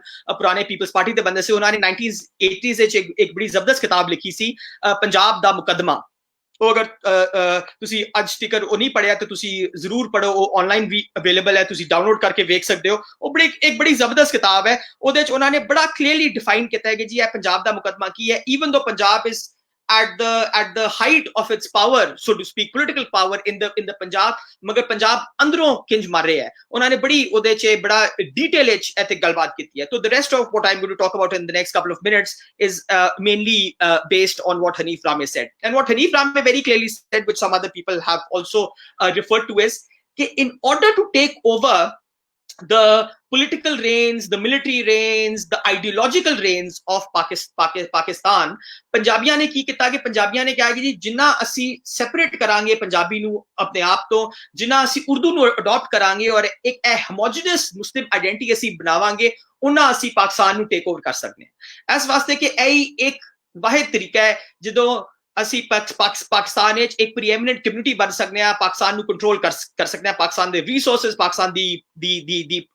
Political class ਨੂੰ ਅਸੀਂ capture ਕਰ ਸਕਦੇ ਹਾਂ ਤੇ ਇਹ ਤੇ ਇੱਕ example ਹੈ ਕਿ ਜੀ ਚਲੋ ਜਾਗੀਰਦਾਰ ਸਨ ਤੇ ਇਹ ਸਨ ਮਗਰ ਇਹਦੇ ਵਿੱਚ leaving Punjabi became a very important part of the Punjabi mindset ਕਿ ਜਦੋਂ ਤੱਕ ਅਸੀਂ ਪੰਜਾਬੀ ਨੂੰ ਨਹੀਂ ਛੱਡਾਂਗੇ ਅਸੀਂ ਪਾਕਿਸਤਾਨ ਨੂੰ ਟੇਕ ਓਵਰ ਨਹੀਂ ਕਰ ਸਕਦੇ ਪਾਕਿਸਤਾਨ ਤੇ ਹੁਕਮਰਾਨੀ ਨਹੀਂ ਕਰ ਸਕਦੇ ਇਸ ਵਾਸਤੇ ਕਿ ਪਾਕਿਸਤਾਨ ਦੀ ਆਇਡੈਂਟੀਟੀ ਹੁਣ ਹੋ ਗਈ ਸੀ tied to a very political notion of Urdu ਠੀਕ ਹੈ ਤੇ ਪੋਸਟ ਪਾਰਟੀਸ਼ਨ ਜੋ ਪੰਜਾਬੀ ਐਲੀਟ ਹੈ ਉਹਨੇ ਇਹ ਫੈਸਲਾ ਕੀਤਾ ਕਿ ਜੀ we need to leave Punjabi we need to keep it at the back burner and we need to show our identity more with Urdu ठीक है और इस तरह politically we shall be able to capture that space that is left that has now been created in the center for us ठीक है ਇਹਦੇ ਨਾਲ ਇਹਦਾ B point number 7 ਦਾ ਜੋ B point ਮੈਂ ਇੱਥੇ ਕਹਿਣਾ ਚਾਹਨਾ ਕਿ ਇਹਦੇ ਨਾਲ ਇਹਨੂੰ ਸਪੋਰਟ ਇਸ ਤਰੀਕੇ ਨਾਲ ਮਿਲੀ ਕਿ ਜਦੋਂ ਪਾਕਿਸਤਾਨ ਬਣਿਆ ਤੇ ਉਹਦੀ ਓਵਰਵੈਲਮਿੰਗ ਸਿਵਿਲਿਅਨ ਜੋ ਸਿਵਲ ਸਰਵਿਸ ਆਈ ਸੀ ਉਹ ਸੀ from the United Provinces Bihar and they were Urdu speaking ਠੀਕ ਹੈ ਉਹਨਾਂ ਦਾ ਵੀ ਇਹ ਇੰਟਰਸਟ ਸੀ ਕਿ ਅਸੀਂ ਉਰਦੂ ਨੂੰ ਪ੍ਰਮੋਟ ਕਰੀਏ ਪਰ ਉਹ ਬੜੇ ਛੋਟੇ ਪਰਸੈਂਟੇਜ ਸਨ ਉਹ 5-6 ਜਾਂ 7% ਸਨ ਇਨ ਯੂਨਾਈਟਿਡ ਪਾਕਿਸਤਾਨ ਕਾਊਂਟਿੰਗ ਇਨ ਬੰਗਲਾਦੇਸ਼ ਆਲਸੋ ਅੱਜ ਵੀ ਉਰਦੂ ਜੋ ਫਰਸਟ ਲੈਂਗੁਏਜ ਜਿਨ੍ਹਾਂ ਦੀ ਹੈ ਉਹ ਮੁਸ਼ਕਿਲ ਨਾਲ 9 to 10% ਹੈ ਪਾਕਿਸਤਾਨ ਵਿੱਚ ਪਰ ਇਹ ਸ਼ੁਰੂ ਵਿੱਚ ਇਹ ਸਿਵਲ ਸਰਵੈਂਟ ਦੇ ਕਿ 50-60% ਸਨ ਉਹਨਾਂ ਨੇ ਵੀ ਉਰਦੂ ਨੂੰ ਪ੍ਰਮੋਟ ਕੀਤਾ ਤੇ ਪੰਜਾਬੀਆਂ ਨੇ ਕੀ ਕਰਨਾ ਸ਼ੁਰੂ ਕਰ ਦਿਆ ਪੰਜਾਬੀਆਂ ਨੇ ਉਹਨਾਂ ਨੂੰ ਮਿਮਿਕ ਕਰਨਾ ਸ਼ੁਰੂ ਕਰਤਾ ਔਰ ਕਹਾ ਜੀ ਅਸੀਂ ਵੀ ਤੁਹਾਡੇ ਵਰਗੇ ਨੇ ਇਸ ਵਾਸਤੇ ਸਾਨੂੰ ਤੁਸੀਂ ਕੋਆਟ ਕਰ ਲਓ ਇਨ ਯੋਰ ਹੈਜਮੋਨਿਕ ਕਾਈਂਡ ਆਫ ਜੋ ਤੁਹਾਡਾ ਪ੍ਰੋਸੈਸ ਹੈ ਕਿ ਜਿਸ ਤਰ੍ਹਾਂ ਨਾਲ ਸਿਵਲ ਔਰ ਬਾਅਦ ਵਿੱਚ ਮਿਲਟਰੀ ਬਿਊਰੋਕ੍ਰੇਸੀ ਪਾਕਿਸਤਾਨ ਨੂੰ ਕੰਟਰੋਲ ਕਰ ਰਹੀ ਸੀ ਤੁਸੀਂ ਇਹ ਮੁਹਾਜਰਾਂ ਨਾਲ ਪੰਜਾਬੀਆਂ ਨੇ ਆਪਣੇ ਆਪ ਨੂੰ ਕੋਆਪਟ ਕਰਤਾ ਔਰ ਇਹਦੀ ਇੱਕ ਮੇਜਰ ਰਿਕੁਆਇਰਮੈਂਟ ਸੀ ਕਿ they had to mimic they had to show themselves like these muhajirs so they had to speak Urdu they had to act Urdu and they had to kind of leave their Punjabi heritage leave their Punjabi vernacular ਨਹੀਂ ਉਹਨਾਂ ਨੇ ਕਿਹਾ ਜੀ ਅਸੀਂ officially ਇਸ ਤਰ੍ਹਾਂ behave ਕਰਾਂਗੇ ਉਹਨਾਂ ਕਿ ਨਹੀਂ ਜੀ ਪਾਕਿਸਤਾਨ ਦੀ ਆਇਡੈਂਟੀਟੀ ਚੁੱਕੇ ਉਰਦੂ ਨਾਲ ਕਨੈਕਟਡ ਹੈ ਤੇ ਮੁਸਲਮਾਨ ਸਿਰਫ ਉਰਦੂ ਹੀ ਬੋਲ ਸਕਦਾ ਹੈ ਇਸ ਵਾਸਤੇ ਅਸੀਂ ਕੋਆਪਸ਼ਨ ਕਰ ਲਾਂਗੇ ਵਿਦ ਦ ਮੁਹਾਜਿਰ ਐਲੀਟ ਇਸ ਵਾਸਤੇ ਅਸੀਂ ਪੰਜਾਬੀ ਨੂੰ ਡ੍ਰੌਪ ਕਰ ਦਾਂਗੇ ਈਸਟ ਪਾਕਿਸਤਾਨ ਦੇ ਸੈਪਰੇਟ ਹੋਣ ਤੋਂ ਬਾਅਦ ਜਦੋਂ ਕਾਫੀ ਜ਼ਿਆਦਾ ਅਟੈਕ ਹੋਇਆ ਔਨ ਦ ਮੁਹਾਜਿਰ ਐਲੀਟ ਇਨ ਪਾਕਿਸਤਾਨ ਉਹਦੇ ਬਾਅਦ ਫਿਰ ਪੰਜਾਬੀ ਐਲੀਟ ਹੀ ਬਚ ਗਈ ਸੀ ਜਿਨ੍ਹਾਂ ਨੇ ਉਰਦੂ ਨੂੰ ਆਲਰੇਡੀ ਇੰਟਰਨਾਈਜ਼ ਕੀਤਾ ਹੋਇਆ ਸੀ ਜਿਨ੍ਹਾਂ ਨੇ ਉਰਦੂ ਨੂੰ ਆਲਰੇਡੀ ਅਡਾਪਟ ਕੀਤਾ ਹੋਇਆ ਸੀ ਔਰ ਉਹ ਬੜੇ ਇਹਦੇ ਫੋਰਫਰੰਟ ਤੱਕ ਆ ਗਏ ਠੀਕ ਹੈ ਤੇ ਇਹ ਇੱਕ ਬੜਾ ਇੱਕ ਮੇਜਰ ਪੋਲੀਟੀਕਲ ਰੀਜ਼ਨ ਸੀ ਜਿਸ ਤਰ੍ਹਾਂ ਪੰਜਾਬੀ ਨੂੰ ਟ੍ਰੀਟ ਕੀਤਾ ਗਿਆ post partition eighth point that I want to mention and I'll just wrap up in a couple of minutes eighth point which I want to mention is कि Punjabi da ਇੱਥੇ educationally भी एक बड़ा important role ਹੋਇਆ ਅੱਛਾ ਹੁਣ ਕੀ ਹੋਇਆ ਕਿ ਜਦੋਂ ਇਹ vernacular ਹੁੰਦੀ ਸੀ ਨਾ ਤੇ ਪੰਜਾਬੀ ਇੱਕ ਸਬਜੈਕਟ ਹੁੰਦਾ ਸੀ ਲੋਕੀ ਪੰਜਾਬੀ ਪੜ੍ਹਦੇ ਵੀ ਸਨ ਲੋਕੀ ਪੰਜਾਬੀ ਲਿਖਦੇ ਵੀ ਸਨ ਆਰਟ ਕਲਚਰ ਉਹਦੇ ਚ ਪੰਜਾਬੀ ਦਾ ਬੜਾ ਇੱਕ ਅਹਿਮ ਰੋਲ ਸੀ। ਪਰ ਜਦੋਂ ਇਹ ਪੋਲਿਟਿਸਾਈਜ਼ ਹੋਈ ਤੇ ਉਹਦੇ ਚ ਪੰਜਾਬੀ ਦਾ ਰੋਲ ਘੱਟ ਹੋਣਾ ਸ਼ੁਰੂ ਹੋ ਗਿਆ। ਫਿਰ ਜਦੋਂ ਇਹ ਕੋਆਪਸ਼ਨ ਹੋਈ ਹੋਰ ਘੱਟ ਹੋਣਾ ਸ਼ੁਰੂ ਹੋ ਗਿਆ। ਪਰ ਉਹਨਾਂ ਨੇ ਇਹ ਕੋਆਪਸ਼ਨ ਨੂੰ ਫਾਈਨਲਾਈਜ਼ ਕਰਨੇ ਲਈ post partition, this is very important to remember, post partition ਉਹਨਾਂ ਨੇ ਪੰਜਾਬੀ ਤੇ ਹੋਰ ਬਾਰਸ ਵਧਾਤੇ। ਉਹਦੇ ਚ ਕੀ ਹੋਇਆ ਕਿ ਪੰਜਾਬੀ ਸਕੂਲਾਂ ਚ ਪੜਾਉਣਾ ਬੰਦ ਹੋ ਗਈ, ਪੰਜਾਬੀ ਐਗਜ਼ਾਮੀਨੇਸ਼ਨ ਬੰਦ ਹੋ ਗਏ, ਪੰਜਾਬੀ ਡਿਗਰੀਜ਼ ਬੰਦ ਹੋ ਗਈ।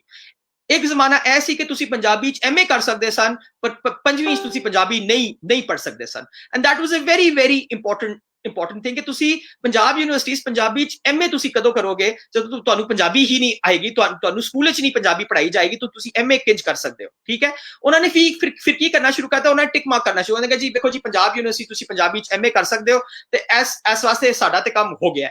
ਮਗਰ ਅਗਰ ਲੋਕਲ ਲੈਵਲ ਤੇ, ਅਗਰ ਸਕੂਲ ਲੈਵਲ ਤੇ ਤੁਸੀਂ ਪੰਜਾਬੀ ਨਹੀਂ ਪੜਾਓਗੇ, ਪੰਜਾਬੀ ਐਜ਼ ਅ ਸਬਜੈਕਟ ਹੀ ਨਹੀਂ ਰੱਖੋਗੇ। ਪਹਿਲੇ ਕੀ ਹੁੰਦਾ ਸੀ, ਐਟਲੀਸਟ ਪੰਜਾਬੀ ਸਬਜੈਕਟ ਤਾਂ ਹੁੰਦਾ ਸੀ ਨਾ। ਪੋਸਟ ਪਾਰਟੀਸ਼ਨ ਉਹਨੇ ਕੀ ਕੀਤਾ, ਪੰਜਾਬੀ ਸਬਜੈਕਟ ਹੀ ਖਤਮ ਕਰਤਾ ਇਸ ਵਾਸਤੇ ਤਾਂ ਕਿ ਤੁਹਾਡਾ ਉਹਦੇ ਨਾਲ ਕਨੈਕਸ਼ਨ ਹੀ ਖਤਮ ਹੋ ਜਾਏ। And that was a very important element of this ideological education ਜੋ ਪਾਕਿਸਤਾਨ ਨੇ ਸ਼ੁਰੂ ਕੀਤੀ। ਪਾਕਿਸਤਾਨ ਦੀ ਪਹਿਲੀ ਐਜੂਕੇਸ਼ਨ ਕਾਨਫਰੰਸ ਹੁਈ ਸੀ ਦਸੰਬਰ 1947 ਵਿੱਚ, ਪਹਿਲੇ ਹੀ 6 ਮਹੀਨੇ ਚ ਐਜੂਕੇਸ਼ਨ ਕਾਨਫਰੰਸ ਹੋ ਗਈ ਸੀ। ਔਰ ਉੱਥੇ ਐਜੂਕੇਸ਼ਨ ਮਿਨਿਸਟਰ, ਜੋ ਮਜ਼ੇ ਦੀ ਗੱਲ ਹੈ ਇੰਟੀਰੀਅਰ ਮਿਨਿਸਟਰ ਵੀ ਸਨ, ਸੋ ਐਜੂਕੇਸ਼ਨ ਤੇ ਇੰਟੀਰੀਅਰ ਦਾ ਬੜਾ ਕਲੋਜ਼ ਕਨੈਕਸ਼ਨ ਸੀ ਪਹਿਲੇ ਦਿਨ ਤੋਂ। ਉਹਨਾਂ ਨੇ ਕਿਹਾ ਜੀ ਇਹ ਆਈਡੀਓਲੋਜੀਕਲ ਐਜੂਕੇਸ਼ਨ ਹੋਏਗੀ, ਇਹ ਨੋਟ ਜਸਟ ਫॉर द ਸੇਕ ਆਫ ਐਜੂਕੇਸ਼ਨ। ਤੇ ਇੱਥੇ ਇੱਕ ਬੜਾ ਆਈਡੀਓਲੋਜੀਕਲ ਪੁਆਇੰਟ ਸੀ ਕਿ ਤੁਸੀਂ ਪੰਜਾਬੀ ਨੂੰ ਸੈਪਰੇਟ ਆਊਟ ਕਰੋ, ਕਹੋ ਕਿ ਜੀ ਇਹ ਤੇ ਬਾਹਰ ਦੀ ਜ਼ਬਾਨ ਹੈ ਤੇ ਇਸ ਵਾਸਤੇ ਅਸੀਂ ਇਹ ਸਕੂਲ ਵਿੱਚ ਪੜਾਉਣਾ ਵੀ ਨਹੀਂ ਹੈ। ਕਿਸੇ ਦਾ ਬੜਾ ਸ਼ੌਕ ਹੈ, ਕਿਉਂਕਿ ਪੰਜਾਬ ਹੁਣ ਇੱਥੇ ਨਾਮ ਹੈ, ਇੱਕ ਪ੍ਰੋਵਿੰਸ ਦਾ ਨਾਮ ਹੈ, ਤੇ ਤੁਸੀਂ ਹਾਇਰ ਲੈਵਲ ਵਿੱਚ ਤੁਸੀਂ ਪੜ੍ਹ ਲਓ ਪੰਜਾਬੀ, ਪਰ ਪਤਾ ਨਹੀਂ ਕਿਸ ਤਰ੍ਹਾਂ ਤੁਹਾਨੂੰ ਆਏਗੀ ਵੀ ਪੰਜਾਬੀ ਹੈ ਦੈਟ ਹਾਇਰ ਲੈਵਲ, ਪਰ ਲੋਅਰ ਲੈਵਲ पे ਤੇ ਤੁਸੀਂ ਪੰਜਾਬੀ ਪੜ੍ਹ ਵੀ ਨਹੀਂ ਸਕਦੇ।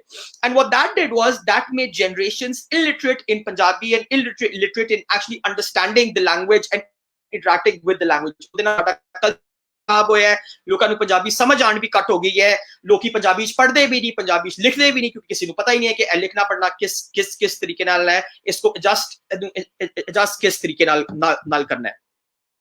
The last point that I want to mention, the ninth point, the last thing that I want to mention is कि ऐदा बहुत बड़ा impact होया sociological, and that is very important। और ਉਹਦੇ ਤੇ ਬੜੀ ਮੇਰੇ ਖਿਆਲ ਵਿੱਚ ਅੱਜ ਤੱਕ ਬੜੀ ਘੱਟ ਇਹਦੇ ਤੇ ਰਿਸਰਚ ਹੋਈ ਹੈ ਕਿ ਇਹਦਾ sociological impact ਬੜਾ ਹੈ।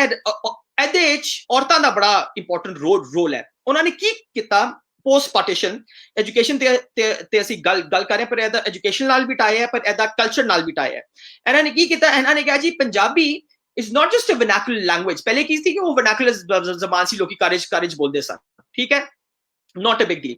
उन्होंने कहा Punjabi is a village, rustic and a non-modern language।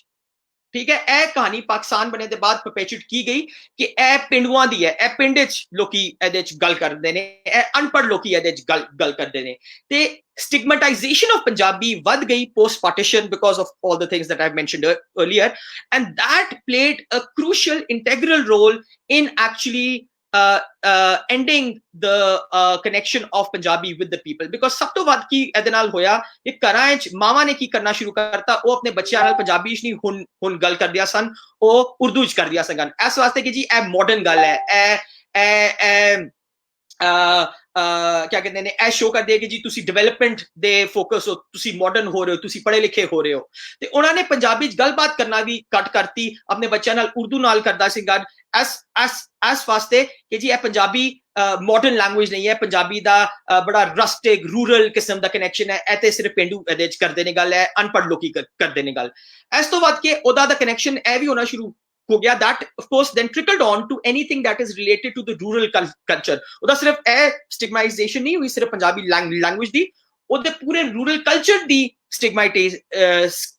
ਸਟਿਗਮਾਟਾਈਜ਼ੇਸ਼ਨ ਸ਼ੁਰੂ ਹੋ ਗਈ। ਉਹਦੇ ਚ ਕੀ ਹੋਇਆ ਕਿ ਕੁਰਤਾ ਧੋਤੀ ਜੋ ਪਾ ਕੇ ਆਂਦਾ ਸੀ ਉਹਨੂੰ ਕਹਿੰਦੇ ਸੀ ਜੀ ਇਹ ਅਨਪੜ੍ਹ ਹੈ। ਤੁਸੀਂ ਇਮੇਜਿਨ ਕਰੋ, ਸਾਡੇ ਨੋਬਲ ਲਾਰੀਏਟ ਸਨ ਡਾਕਟਰ ਅਬਦੁਲ ਸਲਾਮ, ਉਹਨਾਂ ਨੂੰ ਜਦ ਨੋਬਲ ਪ੍ਰਾਈਜ਼ ਮਿਲਾ ਉਹਨਾਂ ਨੇ ਧੋਤੀ ਪਾਈ ਸੀ, ठीक है, कुल्ला पाया सी, धोती पाई सी, मतलब क्योंकि इस वास्ते कि that was the Punjabi dress. ठीक है, तुसी इंडिया जाओ सारे पांदे ने, कोई इशू नहीं, ऐसे तुसी पा के तुसी एक होटल भी एंटर मैनू करके दिखाओ लाहौर विच। ठीक है, इस वास्ते कि जी ओदा की एक स्टिगमाटाइजेशन बन गई कि रूरल जो कल्चर है, rural language, the rural dress, rural ways of life are actually these old ways that we need to leave and create this new identity, this new Pakistani identity, whatever that might be। And in that Punjabi culture, Punjabi language, Punjabi folk ए सब नू बाहर सुट्टा और क्या कि जी तुसी अगर modern होना है, तुसी अगर एजुकेटेड होना है, तो you have to leave all of these things behind. ठीक है. So the end point that I want to make here is कि एदी एक बड़ी लंबी एक इतिहास है, एक बड़ा तारीख है how Punjabi was actually utilised in the Punjab. But what changed in 1947 I would argue is कि उन्होंने पंजाबी की जो legitimate space सी वो vernacular दी, चाहे हो पंजाबी कदी official language नहीं बनी, पर ओदी एक vernacular hegemony सी, एक vernacular space सी जो ओदे कोल सी. Post 1947 ideological reasons ਲਈ, political reasons ਲਈ ਤੇ ਫਿਰ ਬਾਅਦ ਵਿੱਚ cultural reasons ਲਈ उन्होंने वो space भी cut ਹੌਲੇ ਹੌਲੇ ਕਰਨਾ ਸ਼ੁਰੂ ਕਰਤੀ. ਔਰ ਹੁਣ ਹਾਲਾਤ ਇਹ ਵੇ ਕਿ ਇੱਥੇ ਕੋਈ ਪੰਜਾਬੀ ਨਾ ਬੋਲਦਾ ਹੈ ਤੇ ਨਾ ਲਿਖਦਾ ਹੈ ਤੇ ਨਾ ਸਮਝਦਾ ਹੈ, ਤੇ ਕੁਝ ਹੀ ਲੋਕੀ ਉਹਨਾਂ ਨੂੰ ਉਹਨੂੰ ਪ੍ਰੋਮੋਟ ਕਰਦੇ ਨੇ, ਉਹਨਾਂ ਨੂੰ ਲੋਕੀ ਸਮਝਦੇ ਨੇ ਕਿ ਜੀ ਇਹ ਜੀ ਇਹ ਕੋਈ ਫ੍ਰਿੰਜ ਗਰੁੱਪਸ ਨੇ ਤੇ ਪੰਜਾਬੀ ਸਕੂਲਾਂ 'ਚ ਵੀ ਬੜੀ ਘੱਟ ਪੜ੍ਹਾਈ ਜਾਂਦੀ ਹੈ. ਹੁਣ ਥੋੜੀ ਜਿਹੀ ਵੱਧ ਗਈ ਹੈ ਪਿਛਲੇ 8-10 ਸਾਲਾਂ 'ਚ ਪਾਕਿਸਤਾਨੀ ਪੰਜਾਬ ਵਿੱਚ, ਪਰ ਉਸ ਤੋਂ ਪਹਿਲੇ ਤੇ ਬਿਲਕੁਲ ਹੀ ਖਤਮ ਹੋ ਗਈ ਸੀ. ਤੇ ਇਹ ਇੱਕ ਮੇਰੇ ਖਿਆਲ 'ਚ ਇੱਕ ਬ੍ਰੌਡ 8-9-10 points ਵਿੱਚ मैं थोड़ा जा framework ऐसे develop किया. मैंने काफी कुछ skip भी करता है, पर मेरे ख्याल मैं कुछ अपने time तो बहुत वध बोल गया. So I hope if there are any questions we can deal with them and lead to a discussion as Tawheed wants it taken forward. बिल्कुल नहीं सर, तुसी बड़ा अच्छा टाइम ਤੁਹਾਡਾ बहुत ਜ਼ਬਰਦਸਤ ਰਿਹਾ. ਜ਼ਿਆਦਾ ਟਾਈਮ ਵਾਸਤੇ ਸਾਡੇ ਲੋਕ ਕੁਝ ਜ਼ਰਾ ਲੇਟ ਆਏ, ਉਹਨਾਂ ਦੀ ਤਰਫੋਂ ਆ ਵੀ ਰਿਹਾ ਸੀ ਬਾਰ-ਬਾਰ ਕਿ ਤੁਸੀਂ ਡਾਕਟਰ ਸਾਹਿਬ ਨੂੰ ਕਹੋ ਕਿ ਥੋੜਾ ਮਜ਼ੀਦ ਗੱਲਬਾਤ ਕਰ ਲੈਣ. ਕੁਐਸਚਨ ਤੁਹਾਡੇ ਸਕਰੀਨ ਤੇ ਵੀ ਬਹੁਤ ਜ਼ਿਆਦਾ ਜਿਹੜੇ ਨੇ ਨਾ ਉਹ ਆ ਗਏ ਹੋਣੇ, ਤੁਸੀਂ ਆਪਣੀ ਵੇਖ ਸਕਦੇ ਹੋ, ਮੇਰੇ ਵੱਲ ਆ ਕੇ ਵੀ ਵੇਖ ਸਕਦੇ ਹੋ. ਤਾਂ ਸੋ ਸਾਡੇ ਨਾਲ ਅਸੀਂ ਜਿਹੜੇ ਲੋਕ ਸਾਡੇ ਨਾਲ ਨੇ ਪਹਿਲਾਂ ਅਸੀਂ ਉਹਨਾਂ ਨੂੰ ਵੈਲਕਮ ਕਰ ਲਈਏ. ਉਨੀ ਦੇਰ ਤੱਕ ਡਾਕਟਰ ਸਾਹਿਬ ਜ਼ਰਾ ਸਾਹ ਲੈ ਲੈਣ, ਕਿਉਂਕਿ ਜਿਹੜਾ ਨਾ ਜੀ ਸਾਡੇ ਨਾਲ ਮਲਕ ਅਹਿਮਦ ਸਦੀਕ ਅਕਬਰ ਸਾਹਿਬ ਨੇ, ਸੁਖਦੇਵ ਸੋਲ ਸਾਹਿਬ ਸਾਡੇ ਨਾਲ ਬੜੇ ਸਾਡੇ ਸੀਨੀਅਰ ਦੋਸਤ, ਸਈਦ ਕਾਸ਼ਫ ਸਾਹਿਬ, ਮੁਹੰਮਦ ਸ਼ਫੀਕ ਸਾਹਿਬ, ਮਨੀਸ਼ ਸਿੰਘ ਸਾਹਿਬ ਜੀ, ਜਸਬੀਰ ਸਿੰਘ ਸਾਹਿਬ, गौरव शर्मा, मनीष सिंह, सुखदेव साहब और अरफान यूसुफ साहब जी सर. असी हुण आमर रियाज साहब भी आ गए ने और उन्होंने काफ़ी सारे क्वेश्चन भी किए हैं. सो असी क्वेश्चन जो जी वो कुछ शामिल कर लें. क्वेश्चन शामिल करने तो पहले डॉक्टर साहब असी हुण तक एक बड़ी अहम गल चलिए सुनते आए हैं कि जी ਜਦੋਂ 1849 ਦੇ ਵਿੱਚ ਪੰਜਾਬ ਦੇ ਉੱਪਰ ਕਬਜ਼ਾ ਹੋਇਆ, ਤੇ ਉਸ ਵੇਲੇ ਪੰਜਾਬ ਦਾ ਐਜੂਕੇਸ਼ਨ ਜਿਹੜਾ ਰੇਟ ਸੀ ਜਾਂ ਰੇਸ਼ੋ ਸੀ ਉਹ 80-85% ਦੱਸੀ ਜਾਂਦੀ ਹੈ. ਤੇ ਉਹ ਤਿੰਨ ਕਿਸਮ ਦੀ ਜਿਹੜੀ ਹੈ ਨਾ ਉਹ ਜ਼ੁਬਾਨਾਂ ਦੇ ਵਿੱਚ ਸੀ, ਸ਼ਾਇਦ ਉਹਨਾਂ ਦੱਸੀ ਜਾਂਦੀ ਹੈ ਕਿ ਜੀ ਉਹ ਫਾਰਸੀ ਵਿੱਚ ਵੀ ਸੀ, ਪੰਜਾਬੀ ਵਿੱਚ ਵੀ ਸੀ ਔਰ ਫਰੈਂਚ ਵਿੱਚ ਸੀ. ਇਸ ਤੋਂ ਵੱਖ ਉਹ ਕਹਿੰਦੇ ਨੇ ਜੀ ਇੱਥੇ ਬਹੁਤ ਸਾਰੀਆਂ ਜਿਹੜੀਆਂ ਲਾਇਬ੍ਰੇਰੀਜ਼ ਸਨ ਉਹ ਵੀ ਸਾੜ ਦਿੱਤੀਆਂ ਗਈਆਂ, ਉਹਦੇ ਹਵਾਲੇ ਨਾਲ ਕੋਈ ਕਾਨੂੰਨ ਵੀ ਪਾਸ ਕੀਤਾ ਗਿਆ.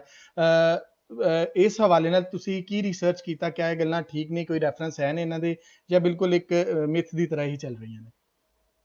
जी एक बड़ा चंगा क्वेश्चन है, बड़ा जरूरी किस्म का क्वेश्चन है इस वास्ते कि ਇਹਦੇ ਤੇ ਮਿਥ ਬੜਾ ਕੁਝ ਇੱਥੇ ਡਿਵੈਲਪ ਹੋਈ ਹੈ. तो इस वास्ते मैं ਜਦੋਂ ਕਹਾਣੀ ਸ਼ੁਰੂ ਕੀਤੀ ਸੀ ਮੈਂ ਇਹ ਕੀਤਾ ਸੀ ਕਿ ਜੀ ਇਹ ਆਫੀਸ਼ੀਅਲ ਤੇ ਵਰਨੈਕੂਲਰ ਵਿੱਚ ਫਰਕ ਸੀ. ਯਾਰ ਕੋਈ ਪ੍ਰੋਬਲਮ ਨਹੀਂ ਹੈ ਕਿ ਅਗਰ ਇੱਕ ਲੈਂਗੁਏਜ ਵਰਨੈਕੂਲਰ ਹੋ, ਇਹਦਾ ਇਹ ਮਤਲਬ ਨਹੀਂ ਹੈ ਕਿ ਉਹਦੀ ਇੰਪੋਰਟੈਂਸ ਨਹੀਂ ਹੈ. ਇਸ ਵਾਸਤੇ ਮੈਂ ਐਟ ਦ ਸਟਾਰਟ ਐਮਫਸਾਈਜ਼ ਕਰਨਾ ਚਾਹੁੰਦਾ ਸੀ. ਹੁਣ ਇਹ ਜੇ ਆਰਗੂਮੈਂਟ ਤੁਸੀਂ ਦੱਸ ਰਹੇ ਹੋ ਕਿ ਜੀ ਪੰਜਾਬ ਦੀ ਲਿਟਰੇਸੀ ਰੇਟ ਬੜੀ ਹਾਈ ਸੀ, ਇਹ ਜੇ ਆਰਗੂਮੈਂਟ ਹੈ ਉਹ ਇੰਡੀਜੀਨਸ ਲੈਂਗੁਏਜ ਤੇ ਇੱਕ ਕਿਤਾਬ ਲਿਖੀ ਸੀ ਡਾਕਟਰ ਲਾਈਟਨਰ ਨੇ, ਉਹਨਾਂ ਨੇ ਕਲੇਮ ਕੀਤੀ ਹੈ.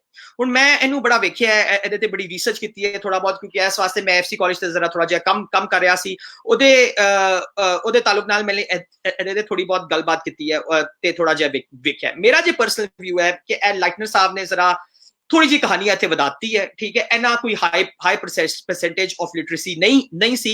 ते लाइटनर साहब चूंकि ओरिएंटलिस्ट सन, उन्हां दा पूरा इत्थे फोकस सी कि ओरिएंटल लैंग्वेज नू ओ प्रमोट करन. उन्होंने उस एक्साइटमेंट विच बहुत एक वधा के एक फिगर डालता. अच्छा, ए मैं किस वास्ते कह रहा, इस वास्ते कह रहा कि खालसा दरबार के टाइम महाराजा रणजीत सिंह साहब के टाइम इत्थे बड़े फॉरेन विजिटर्स आए सन, उन्होंने बड़ा इत्थे टाइम स्पेंड किया. फॉर एग्जाम्पल मतलब जस्ट एज वन एग्जाम्पल, तीन चार एग्जाम्पल्स ने. एक आए सन रेवरेंड लाउरी जो अमेरिकन प्रेसबिटेरियन चर्च के बंदे सन, उन्होंने महाराजा रणजीत सिंह ने इनवाइट किया सी पंजाब लाहौर, और उन्होंने क्या जी इत्थे अंग्रेजी स्कूल खोलन. वो खोलना भी चाहते सन, मगर उन्होंने फिर तबीयत बहुत ज्यादा खराब हो गई तो वो वापस चले गए. पर उन्होंने जो अपनी ट्रैवल जो हिस्ट्री लिखी है उन्होंने क्या है कि जी only about 5% of people were literate in the Punjab. बल्कि वो मैं कटिया भी सी, अगर एक मिनट सी दो मैं जरा पढ़ दवा जरा जरा जरा थोड़ा जिहा कि उन्होंने इत्थे क्या भी सी कि जी इत्थे इन्नी कोई ड्रामेटिक किस्म दी इत्थे इत्थे एजुकेशन नहीं सी, बल्कि बड़े घट लोग इत्थे पढ़ सकते सन। बट ऑफ कोर्स वो लाइटनर साहब ने हाँ इत्थे कोट है 1835 विच लाइटनर रेवरेंड लाउरी आइसन लाहौर ते उन्होंने लिखिया अपने travel log which, and I quote, it is not probable that one person of every 100 is able to read. Of those who can read, 4/5 probably only read Persian, a few of the Sikhs read Gurmukhi, and a few of the Kashmirians perhaps read Kashmiri. Of those who acquire a knowledge of their written language, few learn anything beyond the simplest rudiments. There are scarcely any books, and they are none adapted for the purposes of instruction. The schools are very few and under bad management. And then it goes on and on. तो इस तो बड़ा clear होता है कि जी even under महाराजा Ranjit Singh education इन्ना develop नहीं सी, education सी ऐ नहीं कि इत्थे जीरो एजुकेशन सी, बट उन्हां दा कोई हाई स्टैंडर्ड नहीं सी। फिर अगर तुसी रॉबर्ट मॉन्टगोमरी दी रिपोर्ट देखो जदों उन्होंने 1849 विच पंजाब विच कब्जा किया, उन्होंने भी कहा कि इत्थे स्कूल सन, बल्कि गर्ल्स स्कूल्स भी सन, मगर कोई इन्ना उन्हां दा ड्रामेटिक स्प्रेड नहीं सी कि 80 85 या 95, कुछ बंदे ते कहंदे ने जी वो 95% कोई लिटरेसी रेट सी, इन्ना मेरे ख्याल च वध लिटरेसी रेट नहीं सी। ते जो लोग पढ़ लिख भी जाते सन वो भी मेजोरिटी फारसी पढ़ते सन, ते उहदे बाद you will get religious training. हुन रिलीजियस ट्रेनिंग दी परसेंटेज वध सी। वो लाइटनर साहब ने की कीता, उन्होंने ऑफिशियल स्कूल्स दे वो जो गवर्नमेंट स्कूल सन या लोकल स्कूल सन, उन्हां दा कनेक्शन करता विद रिलीजियस इंस्ट्रक्शन। हुन इस वास्ते मैं वो पहले भी बयान कर रहा सी कि रिलीजियस इंस्ट्रक्शन इत्थे हुंदी सी। सिख गुरमुखी पढ़ते सन, पाठशाला हिंदू संस्कृत पढ़ते सन, मुसलमान फारसी अरबी पढ़ते सन, पर वो एक सैपरेट जॉनर है, वो बाद भी चलता रहा, वो अज भी चल रहा है। तुसी अज वेखो ना, असी क्या काउंट करते हैं जो मदरसे च पढ़ते हैं वो प्रॉपरली एजुकेटेड, तो थोड़े बहुत एजुकेटेड होंगे ने, पर इन्ना वड्डा परसेंटेज नहीं सी। तो कुछ परसेंटेज सी, पर इन्ना वड्डा परसेंटेज नहीं सी। बड़ा जरूरी सी कि Punjabi was treated as the spoken vernacular, was not treated as an official thing or even at that time as a religious language। तो that distinction बड़ी जरूरी है। पर मेरे ख्याल मतलब एदे च मेरे ख्याल होर भी रिसर्च होनी चाहिए है। मैंने जरा थोड़ा जिहा एदे ते काम किया है, पर मेरे ख्याल में लाइटनर साहब ने जरा थोड़ा जिहा इत्थे एग्जैजरेशन की है। जी डॉक्टर साहब, डॉक्टर सुखदेव सोल साहब का एक क्वेश्चन आया कि most of the British administrator were multilanguage. For example, John Lawrence was Irish, so speak Irish, English and Urdu fluently, and some of them could speak Hindi or Bengali even. So why language question become explosive and polarized in the Punjabi and India as well? हाँ जी, मैं जो पहले गल कर रहा सी कि पंजाब विच इन्ना एक्सप्लोजन इस वास्ते होया कि इत्थे रिलीजियस रिवाइवलिस्ट मूवमेंट शुरू होया सन, इस्लाम विच भी, हिंदुइज्म विच भी, सिखिज्म विच भी। ते इस वास्ते चूंकि ए पंजाब गढ़ बन गया सी, practically you know as one person calls it as a melting pot of religious revivalism. इस वास्ते पंजाब विच बहुत ज्यादा लैंग्वेज नू एक रिलीजियस आइडेंटिटी मिल गई। दूजी गल यह सी कि पंजाब विच लाहौर विच स्पेशली लाहौर एंड लुधियाना विच प्रिंटिंग प्रेस आ गई सी बहुत छेती, और ते इत्थे उर्दू दे न्यूज़पेपर, पंजाबी दे न्यूज़पेपर, हिंदी दे न्यूज़पेपर ए सारे वध गए सन। मतलब तुसी अगर कदी 18 लेट 1800s दे न्यूज़पेपर देखो, तुसी परेशान हो जाओगे कि इन्ने ज्यादा न्यूज़पेपर सन। मैं ते अक्सर सोचता हाँ कि पढ़दा इनू कौन सी, मतलब इन्ने न्यूज़पेपर सन कि मेरे ख्याल अज भी घट न्यूज़पेपर ने। ते ए न्यूज़पेपर्स ने भी ना आइडेंटिटीज नू बड़ा पोलराइज किया ते इन्हां नू बड़ा उछालिया। इस वास्ते ए लैंग्वेज दा इशू बड़ा पोलराइज बन गया। ते जदों तुसी देखो ना, ए सारे यू आर वेरी राइटली तुसी क्या है कि जी ए सारे मल्टीलिंगुअल सन। उस तो पहले भी सारे मल्टीलिंगुअल सन। तुसी देखो महाराजा रणजीत सिंह दे कोर्ट विच उर्दू भी सी, मतलब उर्दू तो खैर नहीं सी, पंजाबी सी, फारसी सी, फ्रेंच भी फिर आ गई। फ्रेंच ने भी इत्थे आके पढ़ाना शुरू करता। तो उथे मतलब कोई प्रॉब्लम नहीं सी मल्टीलिंगुअल होने दी। ਉਹਦੇ बाद जब तुसी पोलिटिसाइज करता और फिर उन्हां नू रिलीजियस कलर देता, ਉਹਦੇ बाद ए मल्टीलिंगुअलिज्म के खिलाफ भी लोग आन गए। इस वास्ते उन्होंने कहा नहीं जी, अगर तुहाडा ए रिलीजियस आइडेंटिटी है ते तुहाडी लैंग्वेज भी यही होएगी। ते पाकिस्तान बनने के बाद इन्हां नू होर वधाया कि नहीं जी, अगर तुसी मुसलमान हो तो तुसी सिर्फ उर्दू बोलनी है। ए बड़ा एम्फसाइज करा कि उन्होंने फिर पाकिस्तान बनने के बाद ए मोनोलिंगुअल आइडेंटिटी ਨੂੰ ਪ੍ਰੋਮੋਟ ਕੀਤਾ ਐ ਨਹੀਂ ਕੀਤਾ ਕਿ ਤੁਹਾਡੀ ਮਲਟੀਲਿੰਗੁਅਲ ਵੀ ਹੋ ਸਕਦੀ ਹੈ ਤੇ ਫਿਰ ਵੀ ਤੁਸੀਂ ਮੁਸਲਮਾਨ ਹੋ ਸਕਦੇ ਹੋ ਉਹਨਾਂ ਨੇ ਕਿਹਾ ਨਹੀਂ ਜੀ ਅਗਰ ਤੁਸੀਂ ਮੁਸਲਮਾਨ ਹੋ ਤੁਸੀਂ ਇੱਕ ਹੀ ਜ਼ਬਾਨ ਬੋਲੋਗੇ ਇਸ ਵਾਸਤੇ ਕਿ ਜੀ ਉਹਦੀ ਆਇਡੈਂਟੀ ਸਿਰਫ ਇੱਕ ਜ਼ਬਾਨ ਨਾਲ ਹੀ ਹੈ ਤੇ ਇਹ ਬੜਾ ਇੱਕ ਇੰਪੋਰਟੈਂਟ ਪੋਲੀਟੀਕਲ ਟੂਲ ਫਿਰ it became a cultural and a hegemonic tool ਜੋ ਬਾਅਦ ਵਿੱਚ ਇੱਥੇ ਇਸਤੇਮਾਲ ਹੋਇਆ Amar Riaz Sahab da sir ek question उन्होंने किया कि what Jinnah said in Dhaka was totally different and he did not declare Urdu as sole national language but he used the lingua franca. So well he did two things he did say in Dhaka बल्कि थे मेरे सामने पढ़ा हुआ है Jinnah papers he said कि Urdu shall be the state language of Pakistan and the मतलब है official language तो उन्हें ऐसे बड़ा clearly emphasize किया वही जो आमिर रियाज साहब वही जो continuation of my earlier point कह रहे हैं कि उन्होंने ऐसा सिर्फ नहीं किया कि उर्दू ਨੂੰ स्टेट लैंग्वेज बनाता मेरा जो आर्गूमेंट है मेरा एवे कि अगर सिर्फ स्टेट लैंग्वेज तक रख देना तो इन्नी शायद प्रॉब्लम ना बनती जिन्ना साहब ने यह भी कहा जी इन्हू लिंगुआ फ्रैंका बनाना है ਇਹਦਾ मतलब है कि हर बंदा उर्दू ही सिर्फ बोले इस वजह तो पंजाबी जी जो वर्नैकुलर पोजीशन सी एज अ स्पोकन लैंग्वेज वो कट हो गई ठीक है तो यह एक बड़ा एक मेजर चेंज सी कि इस तो पहले किसी ने अंग्रेजा ने या उस तो पहले भी किसी ने पंजाबी दी वर्नैकुलर लिंगुआ फ्रैंका जो पोजीशन है as a spoken local language वो कभी चैलेंज नहीं की सी ऐप सिर्फ चैलेंज पाकिस्तान बनने के बाद हुई तो एक मेजर शिफ्ट होया सी पाकिस्तान बनने के बाद कि इन्हू लिंगुआ फ्रैंका उर्दू ਨੂੰ बनाना है not just the official language और ऑफिशियल लैंग्वेज होने ने क्या सी कि उर्दू ही बनेगी तीन चार वारी क्या है मतलब यूज स्लाइटली डिफरेंट वर्ड्स पर उसका लीगल मतलब एक ही है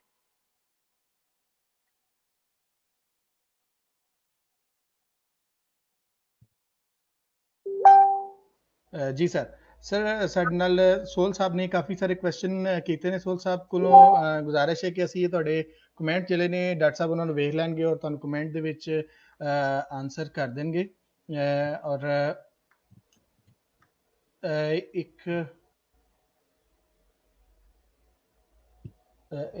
ਬਹਾਦਰ ਸਿੰਘ ਸਾਹਿਬ ਨੇ ਕਿਹਾ ਕਿ ਜੀ it is the Punjabi language that unite all the Punjabi of all the communities so ਕੀ ਕਿਹਾ ਜ਼ਰਾ ਦੁਬਾਰਾ ਤੁਸੀਂ ਬੋਲਦੇ ਹੋ ਜੀ ਮੈਂ ਸਰ ਦੁਬਾਰਾ ਬੋਲ ਦੇਣਾ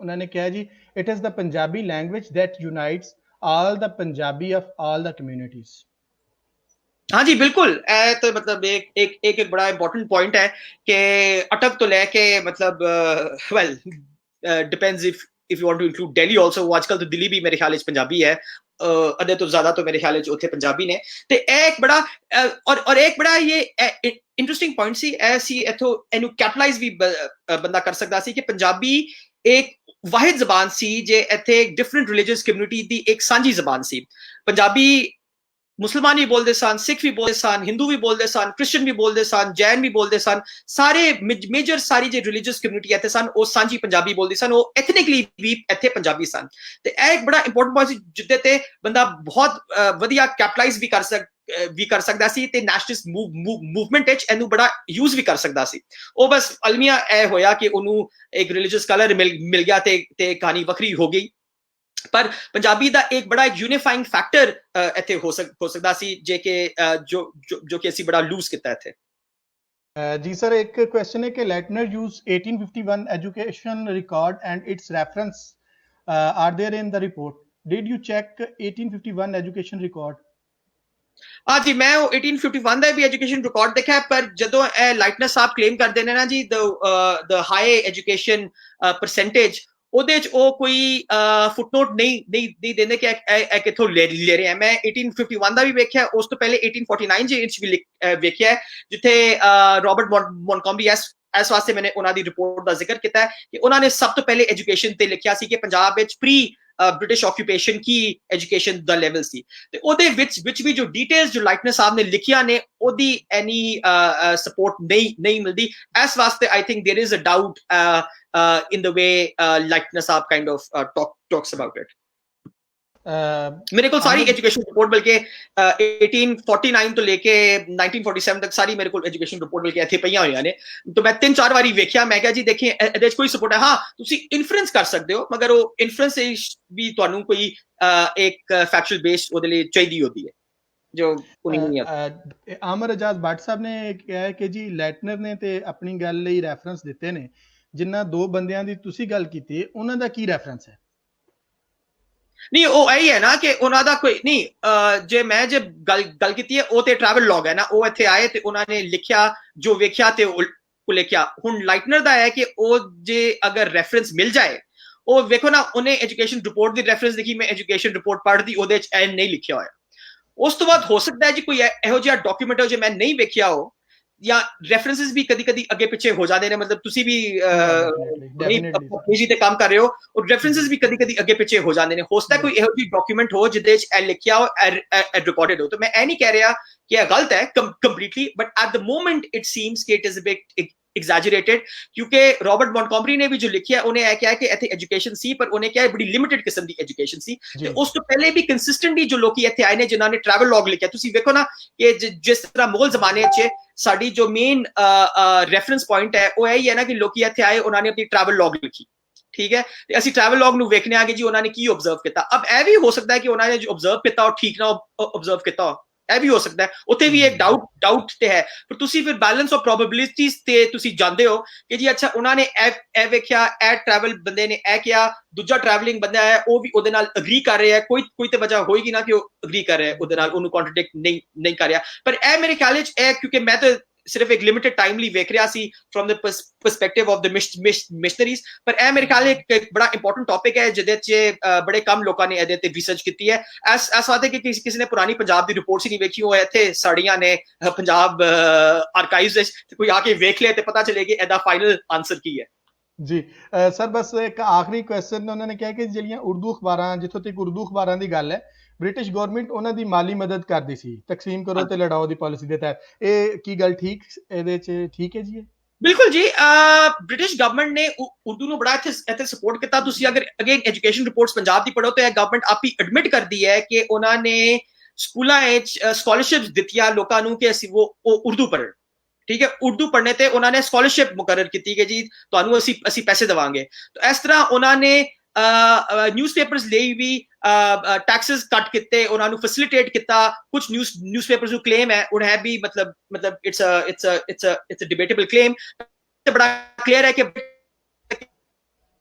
लोग उर्दू के न्यूज़पेपर्स पढ़न इस वास्ते कि वो बड़े प्रो ब्रिटिश भी सन, ते वो एक ब्रिटिश लैंग्वेज। तुसी ये देखो ना कि अंग्रेज बड़ी देर तक वो क्लेम करते सन कि उर्दू उन्हों की बनाई हुई जबान है, ते जे बंगाले जो कॉलेजेस बनन सन उन्होंने उर्दू नूं फॉर्मुलेट किया। तो उन्हों दी बड़ी प्राइड सी कि असी एक जबान इत्थे लैके आए हां ते असी उहनूं प्रमोट कर रहे हैं। तो बड़ी देर तक उर्दू प्रमोशन ऑफिशियल पॉलिसी सी गवर्नमेंट ऑफ इंडिया दी, and specially following that government of the Punjab दी। ਡਾਕਟਰ ਸਾਹਿਬ ਲਾਸਟ ਇਹ ਕੁਐਸਚਨ ਕਿ ਜੀ ਜਿਹੜਾ ਹੁਣ ਇਸ ਵੇਲੇ ਅਸੀਂ ਜਿਹੜੀ ਗੱਲ ਕਰ ਰਹੇ ਪੰਜਾਬੀ ਦੀ, ਤੇ ਜਿਹੜੀ ਹੁਣ ਐਜੂਕੇਸ਼ਨ ਪੋਲਿਸੀਜ਼ ਨੇ ਜਾਂ ਇਨ ਫਿਊਚਰ ਕੋਈ ਇਹਦੇ ਹਵਾਲੇ ਨਾਲ ਕੋਈ ਤੁਸੀਂ ਦੱਸ ਸਕਦੇ ਆ ਕਿ ਜੀ ਇਹ ਜਿਹੜਾ ਮੁਤਾਲਬਾ ਹੈ ਕਿ ਜੀ ਐਜੂਕੇਸ਼ਨ ਜਿਹੜੀ ਇਹ ਪ੍ਰਾਇਮਰੀ ਐਜੂਕੇਸ਼ਨ ਜਿਹੜੀ ਹੈ ਉਹਦਾ ਮੀਡੀਅਮ ਜਾਂ ਐਟਲੀਸਟ ਇੱਕ ਸਬਜੈਕਟ ਦੇ ਤੌਰ ਤੇ ਕੰਪਲਸਰੀ ਸਬਜੈਕਟ ਦੇ ਤੌਰ ਤੇ ਪੰਜਾਬੀ ਨੂੰ ਕੋਈ ਨਜ਼ਰ ਆਉਂਦਾ ਕਿ ਇਹਨੂੰ ਕੰਸੀਡਰ ਕੀਤਾ ਜਾਏਗਾ ਜਾਂ ਨਹੀਂ? मेरा जो ਇਹਦੇ ਚ पर्सनल जो ओपिनियन है, मतलब उम्मीद तो है कि होए है, पर मेरा पर्सनल ओपिनियन है which of course relates to जो मैं पहले गलबात कर रहा सन कि अगर इन्होंने पंजाबी नूं एक सब्जेक्ट भी बनाता तो वो बहुत हद तक चैलेंज करेगा एज ए पाकिस्तानियत जे ऐप बनाने लगे ते पिछले 70 साल नूं बना रहे हैं। ठीक है, इस वास्ते कि अगर तुसी एक लैंग्वेज तुसी ये देखो ना, जदों इन्होंने उर्दू नूं प्रमोट किया ते ओदे विच सरकारी जबान फारसी मर गई ते वर्नैकुलर जबान पंजाबी मर गई। ठीक है, तुसी किसी भी एक जबान नूं आर्टिफिशियली प्रमोट नहीं कर सकते जदों तक तुसी दूजी किसी जबान नूं कटाओगे नहीं। ठीक है, ते पाकिस्तान एक कंसर्टेड प्रोसेस सी पहले दिन तो कि तुसी उर्दू नूं प्रमोट करना एज द लिंगवा फ्रांका। तो ਇਹਦਾ मतलब है कि उस तो पहले जो लिंगवा फ्रांका सी इत्थे एटलीस्ट पंजाब विच तुसी ਉਹਨੂੰ खत्म करना है। ते हुण अगर तुसी ਉਹਨੂੰ रिवर्स करोगे तो ਉਹਦਾ इफेक्ट ते होएगा ऑन आइडेंटिटी ऑफ पाकिस्तान, ਉਹਦਾ इफेक्ट ते होएगा on the thinking of Pakistan, ਉਹਦਾ इफेक्ट होगा for example would anyone in Pakistan जो ਇੱਥੇ ਮੁਲਕ ਇੱਥੇ ਚਲਾ ਰਹੇ ਨੇ ਉਹਨਾਂ ਦਾ ਕੀ ਖਿਆਲ ਹੈ ਕਿ ਜੀ ਅਗਰ ਇੱਥੇ ਅਸੀਂ ਪੰਜਾਬੀ ਪ੍ਰਮੋਟ ਕਰ ਦੇਣ ਤਾਂ ईस्ट और वेस्ट पंजाब के कनेक्शन बच जाएंगे। ठीक है, इस वास्ते उन्होंने एक जबान है, एक कल्चर है, एक रहना खाना वगैरह सब कुछ है। ठीक है, वो तो ये नहीं चाहते ਕਿ ਇਹੋ ਉਹਨਾਂ ਨੇ ਤੇ ਜੋ ਸੈਪਰੇਸ਼ਨ ਇੱਥੇ ਵਧਾਈ ਹੈ ਤੇ ਉਮੀਦ ਤੇ ਹੈ ਤੇ ਇੱਥੇ Punjabi at least as a subject reintroduce ਹੋ ਜਾਏ ਤੇ ਹੌਲੇ ਹੌਲੇ medium of instruction at least at the primary level ਬਣ ਜਾਏ ਪਰ ਮੇਰੇ ਖਿਆਲ ਵਿੱਚ ਬੜਾ ਮੁਸ਼ਕਿਲ ਹੈ ਕਿਉਂਕਿ ਇਸ ਵਾਸਤੇ ਕਿ ਜੋ ਪਾਕਿਸਤਾਨ ਚਲਾ ਰਹੇ ਨੇ ਉਹਨਾਂ ਲਈ ਬੜਾ ਇੱਕ ਐਗਜ਼ਿਸਟੈਂਸ਼ੀਅਲ ਕ੍ਰਾਈਸਿਸ ਕਿਸਮ ਦਾ ਇੱਥੇ ਸਵਾਲ ਹੈ ਤੇ ਉਹ ਬੜੇ ਕੰਪਲਿਕੇਟ ਇਹਨੂੰ ਕਰ ਦੇਗਾ ਤੇ ਇਸ ਵਾਸਤੇ ਮੇਰੇ ਖਿਆਲ ਵਿੱਚ ਉਹ ਤੇ ਨਹੀਂ ਚਾਹੁੰਦੇ ਪਰ ਮੇਰੇ ਖਿਆਲ ਵਿੱਚ ਕਿ ਮਤਲਬ ਸਾਨੂੰ ਤੇ ਕੋਸ਼ਿਸ਼ ਕਰਨੀ ਚਾਹੀਦੀ ਹੈ ਔਰ ਸਾਨੂੰ ਇਹਨੂੰ ਪੁਸ਼ ਕਰਨਾ ਚਾਹੀਦਾ ਹੈ ਤੇ ਬੜੀ ਚੰਗੀ ਗੱਲ ਹੈ ਮਤਲਬ ਫॉर एग्जांपल ਪਿਛਲੇ 10-15 ਸਾਲਾਂ ਵਿੱਚ ਲਾਹੌਰ ਵਿੱਚ ਹੈ ਲਾਹੌਰ ਗ੍ਰਾਮਰ ਸਕੂਲ ਉਹਦੇ ਵਿੱਚ ਹੁਣ ਉਹਨਾਂ ਨੇ ਪੰਜਾਬੀ ਪੜ੍ਹਾਉਣੀ ਸ਼ੁਰੂ ਕਰਤੀ ਹੈ ਤੇ ਕੁਝ ਸਕੂਲਾਂ ਨੇ ਇਹ ਪਿਕਅਪ ਕਰਨਾ ਸ਼ੁਰੂ ਕਰਤਾ ਹੈ ਆਈ ਥਿੰਕ ਜੋ ਸਾਡਾ ਹੁਣ ਫੋਕਸ ਇਹ ਹੋਣਾ ਚਾਹੀਦਾ ਹੈ ਕਿ ਸਕੂਲਾਂ ਨੂੰ ਪੁਸ਼ ਕਰੀਏ ਕਿ ਸਕੂਲ ਆਪਣੇ ਪਰਸਨਲੀ ਤੌਰ ਤੇ ਪੰਜਾਬੀ ਨੂੰ ਪੜ੍ਹਾਉਣ ਸ਼ੁਰੂ ਕਰ ਦੇਣ ਚਲੋ ਠੀਕ ਹੈ ਮੀਡੀਅਮ ਆਫ ਇੰਸਟਰਕਸ਼ਨ ਹਾਲੇ ਨਾ ਬਣਾ ਪਹਿਲੇ ਪੰਜਾਬੀ ਪੜ੍ਹਾਏ ਤਾਂ ਸਨ ਪਹਿਲੇ ਪੰਜਾਬੀ ਪ੍ਰਾਇਮਰੀ ਜ਼ਬਾਨ ਪ੍ਰਾਇਮਰੀ ਲੈਵਲ ਤੇ ਕੰਪਲਸਰੀ ਤੇ ਕਰਨ ਨਾ ਉਹਦੇ ਬਾਅਦ ਅਸੀਂ ਦੇਖਾਂਗੇ ਕਿ ਅੱਛਾ ਉਹਨੂੰ 5-10 ਸਾਲ ਹੋ ਜਾਣ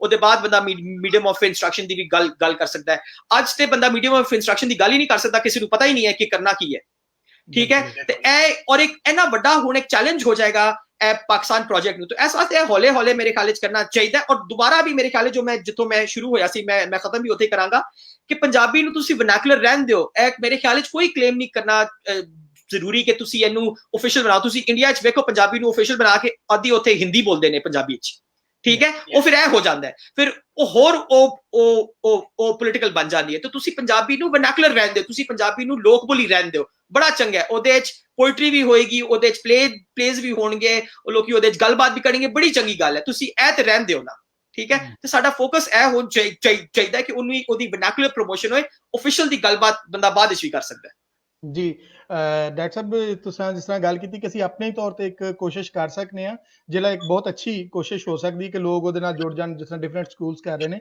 ਤੇ ਮੈਂ ਆਪਣੇ ਵੇਖਣ ਵਾਲੇ ਜਿਹੜੇ ਸਾਡੇ ਵਿਊਅਰਸ ਨੇ ਜਿਹੜੇ ਸਾਡੇ ਨਾਲ ਸ਼ਾਮਲ ਨੇ ਬੜੇ ਸੀਨੀਅਰ ਲੋਕ ਸ਼ਾਮਲ ਨੇ ਮੈਂ ਵੀ ਗੱਲ ਸ਼ੇਅਰ ਕਰਦਾ ਜਾਵਾਂ ਕਿ ਡਾਕਟਰ ਸਾਹਿਬ ਨੇ ਅਫਕਾਰ-ਏ-ਤਾਜ਼ਾ ਦੇ ਨਾਮ ਤੋਂ ਉਹਦੇ ਫਾਊਂਡਰ ਨੇ ਇੱਕ ਪੂਰਾ ਇੱਕ ਇਹਨਾਂ ਨੇ ਐਕੈਡਮੀਆ ਦਾ ਇੱਕ ਪੂਰਾ ਫੈਸਟੀਵਲ ਜਿਹੜਾ ਨਾ ਥਿੰਕ ਫੈਸਟ ਦੇ ਨਾਮ ਤੋਂ ਇਹ ਕਰਦੇ ਨੇ ਔਰ ਅਫਕਾਰ-ਏ-ਤਾਜ਼ਾ ਉਹਦੇ ਵਿੱਚ ਡਾਕਟਰ ਸਾਹਿਬ ਜਿਸ ਟਾਈਮ ਡਾਕਟਰ ਸਾਹਿਬ ਨੇ ਮੈਨੂੰ ਯਾਦ ਹੈ ਕਿ ਜਿਸ ਟਾਈਮ ਇਹਨਾਂ ਨੇ ਸ਼ੁਰੂ ਕੀਤਾ ਸੀ ਤੇ ਉਸ ਤੋਂ ਪਹਿਲਾਂ ਬਹੁਤ ਵੱਡੇ ਲਿਟਰੇਰੀ ਫੈਸਟੀਵਲਸ ਹੁੰਦੇ ਸਨ ਬਟ ਉਹਨਾਂ 'ਚ ਕਿਸੇ ਨੇ ਇਹ ਬਹਾਦਰੀ ਨਹੀਂ ਕੀਤੀ ਸੀ ਕਿ ਉਹਦੇ ਵਿੱਚ ਪੰਜਾਬੀ ਦੇ ਜਿਹੜੇ ਨੇ ਨਾ ਉਹ ਸੈਸ਼ਨ ਸ਼ਾਮਲ ਕੀਤੇ ਜਾਣ but first time I remember ਕਿ ਅਫਕਾਰ-ਏ-ਤਾਜ਼ਾ ਦੇ ਵਿੱਚ ਜਿਹੜੇ ਨੇ ਉਹ ਪੰਜਾਬੀ ਦੇ ਸੈਸ਼ਨ ਜਿਹੜੇ ਨੇ ਨਾ ਉਹ ਲਾਜ਼ਮੀ ਸ਼ਾਮਲ ਕੀਤੇ ਗਏ ਔਰ ਇੱਕ ਇਹ ਵੀ ਬਿਲਕੁਲ ਪਾਬੰਦੀ ਹਟਾ ਦਿੱਤੀ ਗਈ ਸੀ ਕਿ ਜੀ ਤੁਸੀਂ ਸਿਰਫ ਉਰਦੂ ਅੰਗਰੇਜ਼ੀ ਜਾਂ ਪੰਜਾਬੀ ਤੁਸੀਂ ਜਿਸ ਮਰਜ਼ੀ ਜ਼ੁਬਾਨ ਵਿੱਚ ਆਪਣੀ ਗੱਲ ਕਰ ਸਕਦੇ ਹੋ ਇਹ ਪਹਿਲੀ ਦਫਾ ਡਾਕਟਰ ਸਾਹਿਬ ਨੂੰ ਇਹ ਕ੍ਰੈਡਿਟ ਜਾਂਦਾ ਡਾਕਟਰ ਸਾਹਿਬ ਨੇ ਇਹ ਕੀਤਾ ਸੀ ਕਿ ਅਫਕਾਰ-ਏ-ਤਾਜ਼ਾ ਦੇ ਵਿੱਚ ਇਹ ਜਿਹੜਾ ਨੇ ਇੱਕ ਸੈਸ਼ਨ ਕੀਤਾ ਔਰ ਪੰਜਾਬ ਨੂੰ ਲੈ ਕੇ ਹਰ ਦਫਾ 2 ਜਾਂ 3 ਸੈਸ਼ਨ ਪੰਜਾਬੀ ਔਰ ਪੰਜਾਬੀਅਤ ਦੇ ਹਵਾਲੇ ਨਾਲ ਇਹ ਕਰਵਾਉਂਦੇ ਰਹੇ ਨੇ ਇਸ ਤੋਂ ਬਾਅਦ ਡਾਕਟਰ ਸਾਹਿਬ ਮੁਖਤਲਿਫ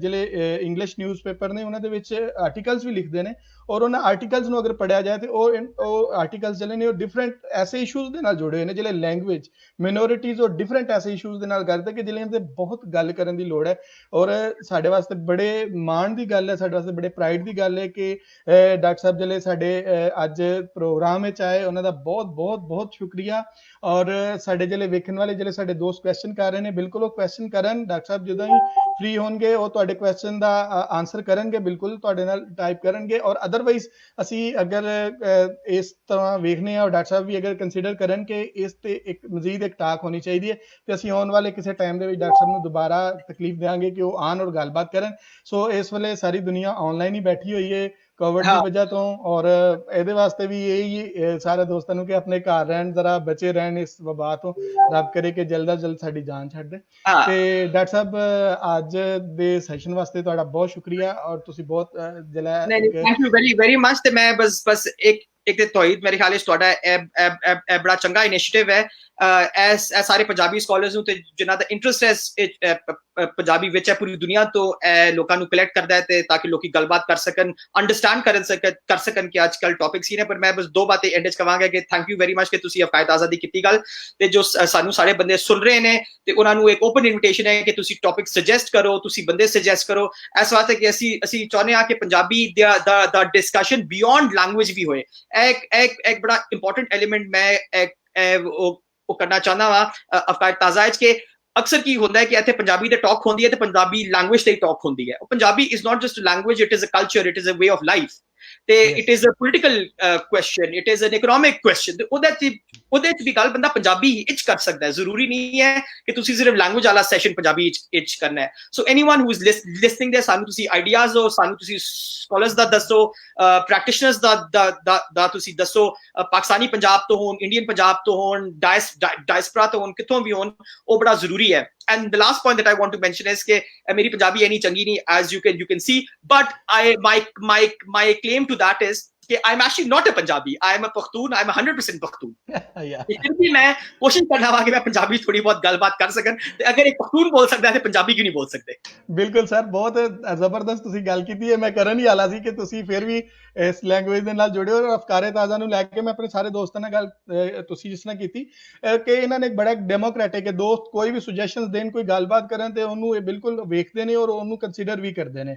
ਤੇ ਨਾਲ ਦੀ ਨਾਲ ਇਹ ਤੁਸੀਂ ਜਿਹੜਾ ਕੀਤਾ ਕਿ ਵੀ ਕੋਈ ਵੀ ਜਿਹੜੀ ਗੱਲ ਹੈ, ਮਸਲਨ ਅਸੀਂ ਕਲੋਨੀਅਲਿਜ਼ਮ ਤੇ ਗੱਲ ਕਰਨੀ ਹੈ ਜਾਂ ਕਿਸੇ ਵੀ ਕ੍ਰਿਟੀਕਲ ਥਿਊਰੀ ਕਿਸੇ ਤੇ ਵੀ ਗੱਲ ਕਰਨੀ ਹੈ, ਤੇ ਉਹਦੇ ਵਾਸਤੇ ਲੈਂਗੁਏਜ ਦੀ ਕੋਈ ਜਿਹੜੀ ਹੈ ਨਾ ਉਹ ਪ੍ਰੋਬਲਮ ਨਹੀਂ ਹੋਣੀ ਚਾਹੀਦੀ। ਅਗੇਨ ਡਾਕਟਰ ਸਾਹਿਬ ਬਹੁਤ ਸ਼ੁਕਰੀਆ ਤੁਹਾਡੇ ਟਾਈਮ ਦਾ, ਔਰ ਸਾਰੇ ਦੋਸਤਾਂ ਦਾ ਵੇਖਣ ਤੇ ਪਲੀਜ਼ ਇਸ ਪ੍ਰੋਗਰਾਮ ਨੂੰ ਸ਼ੇਅਰ ਵੀ ਕਰ ਦੇਣਾ ਔਰ ਆਪਣੇ ਕਮੈਂਟ ਔਰ ਆਪਣੀਆਂ ਚੀਜ਼ਾਂ ਜਿਹੜੀਆਂ ਸਾਡੇ ਨਾਲ ਡਿਸਕਸ ਕਰਦੇ ਰਹਿਣਾ। ਬਹੁਤ ਸ਼ੁਕਰੀਆ ਡਾਕਟਰ ਸਾਹਿਬ, ਰੱਬ ਰਾਖਾ ਜੀ। ਰੱਬ ਰਾਖਾ ਜੀ।